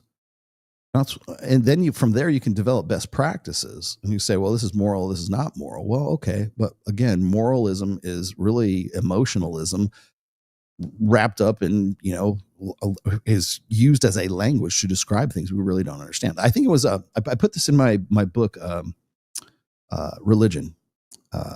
There's a part in there where I was talking about it wasn't Heinlein, it was Asimov, or forget who was it. One of these futurist guys was saying like that but any sufficiently advanced technology is indistinguishable from magic. Oh, it's Arthur C. Clarke. Any sufficiently advanced technology is indistinguishable from magic. So if we don't understand things, we tend to call it magic. We say, oh, this is like, if you were to go back, if you got a time machine and you had a Zippo lighter and you went back to the cavemen and you made fire like that, people think you're the devil. Clarke's 3 laws. Yeah. They would think you're the devil. Or you have like, if you took a cell phone just back like 30 years, people would, what the fuck is that? You must be a time traveler.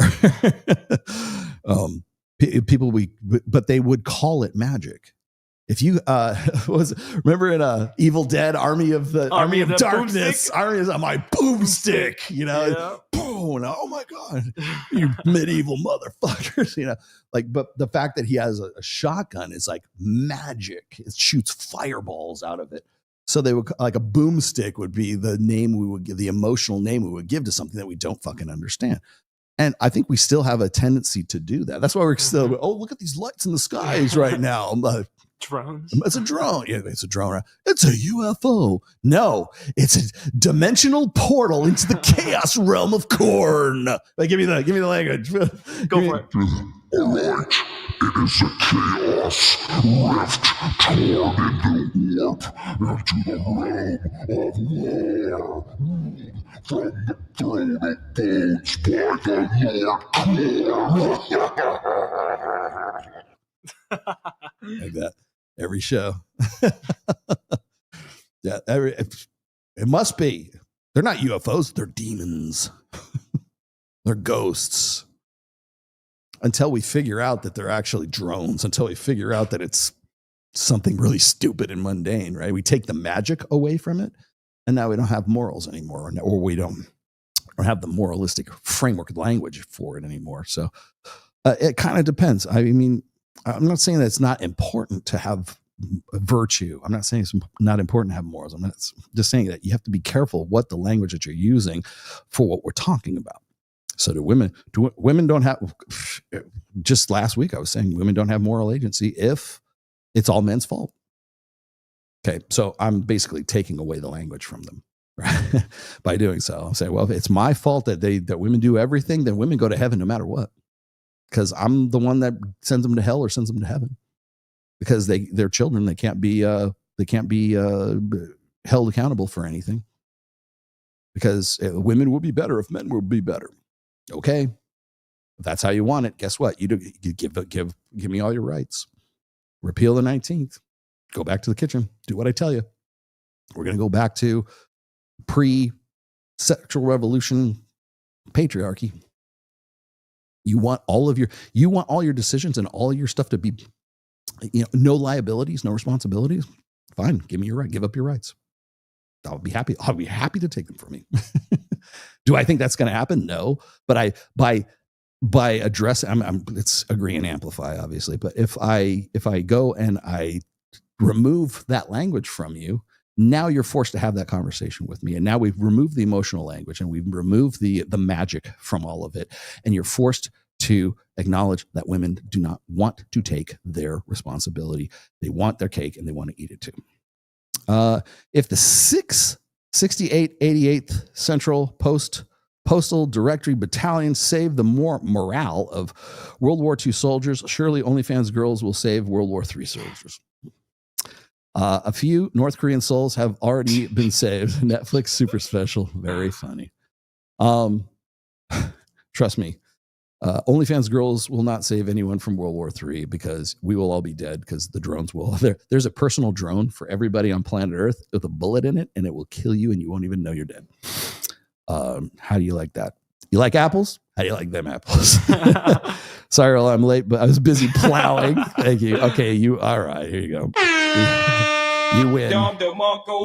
You win. You win. All right, guys. Merry Christmas. Thank you for guys. Thanks for watching. I gotta wrap up. We gotta get out of here. It's dark now. Yesterday, was it today or yesterday? Was the longer or the shortest day of the year? I think it was yesterday. Yesterday was the winter solstice. Yeah, it's dark. It's dark. But today it is 1 minute longer, right? Yeah. Something like that. I'm all about it. Okay, cool. Plowing children of the corn. Very funny.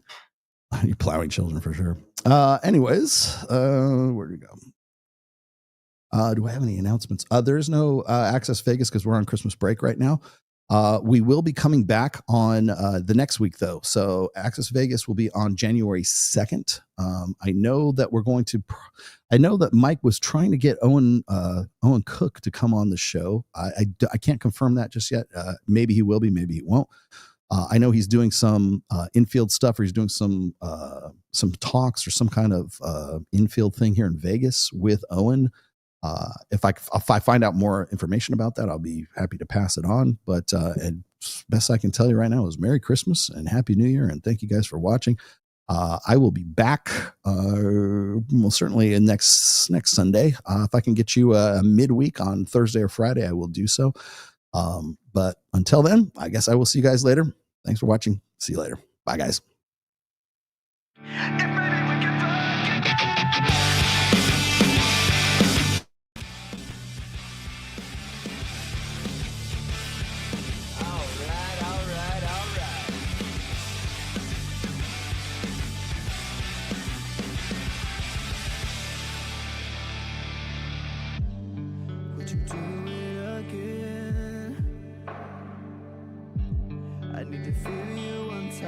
Hey y'all! It was my first time, but I was just a kid when we met and went to bed. Stop the cap. What do you expect from me? I'm breaking up the rules now in the game. I've got some new tools. Please do the same. Time came by when over like a matchbox stereo. Time to get my thoughts now. Let go.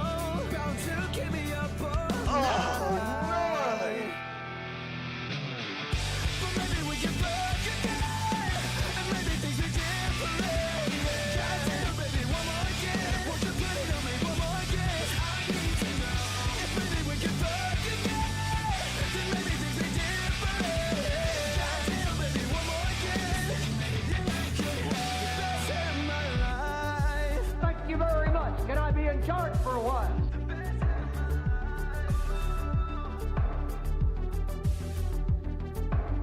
Now we're fucking in the bathroom, tearing up every wall while I got your hair. Why you screaming my name? That's nasty. It is nasty, right? Isn't it nasty? Ugh. She was swinging in the bedroom, whole time stopping and stubbing with her hair. Like she's calling you Kelly.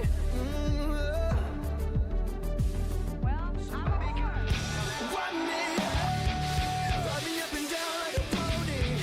Turning up my song, getting messy. Working up and down on your body. Run me up and down like a pony. Turning up my song on your body. Say my name. But maybe we can fuck again, and maybe things are different. Try to, baby, one more again. Won't you put it on me one more again? I need to know if maybe we can fuck again, then maybe things are different. Try to, baby, one more again. I feel like I just did a battery acid. Sitting Podcast has been a production of the Rational Mail. All rights reserved. Registered trademark 2024. Godzilla. And don't steal my stuff.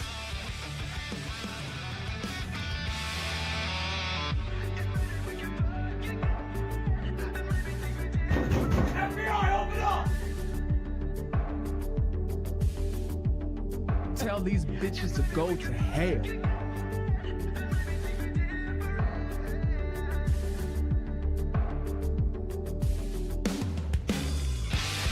All right.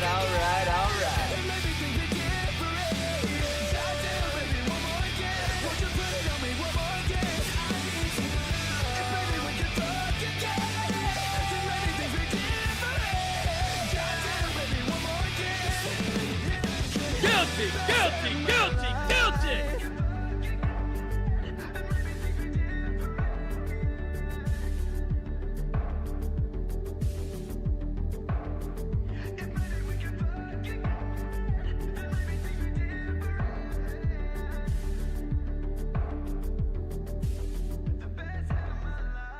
God wants you to have the baby. Definitely not.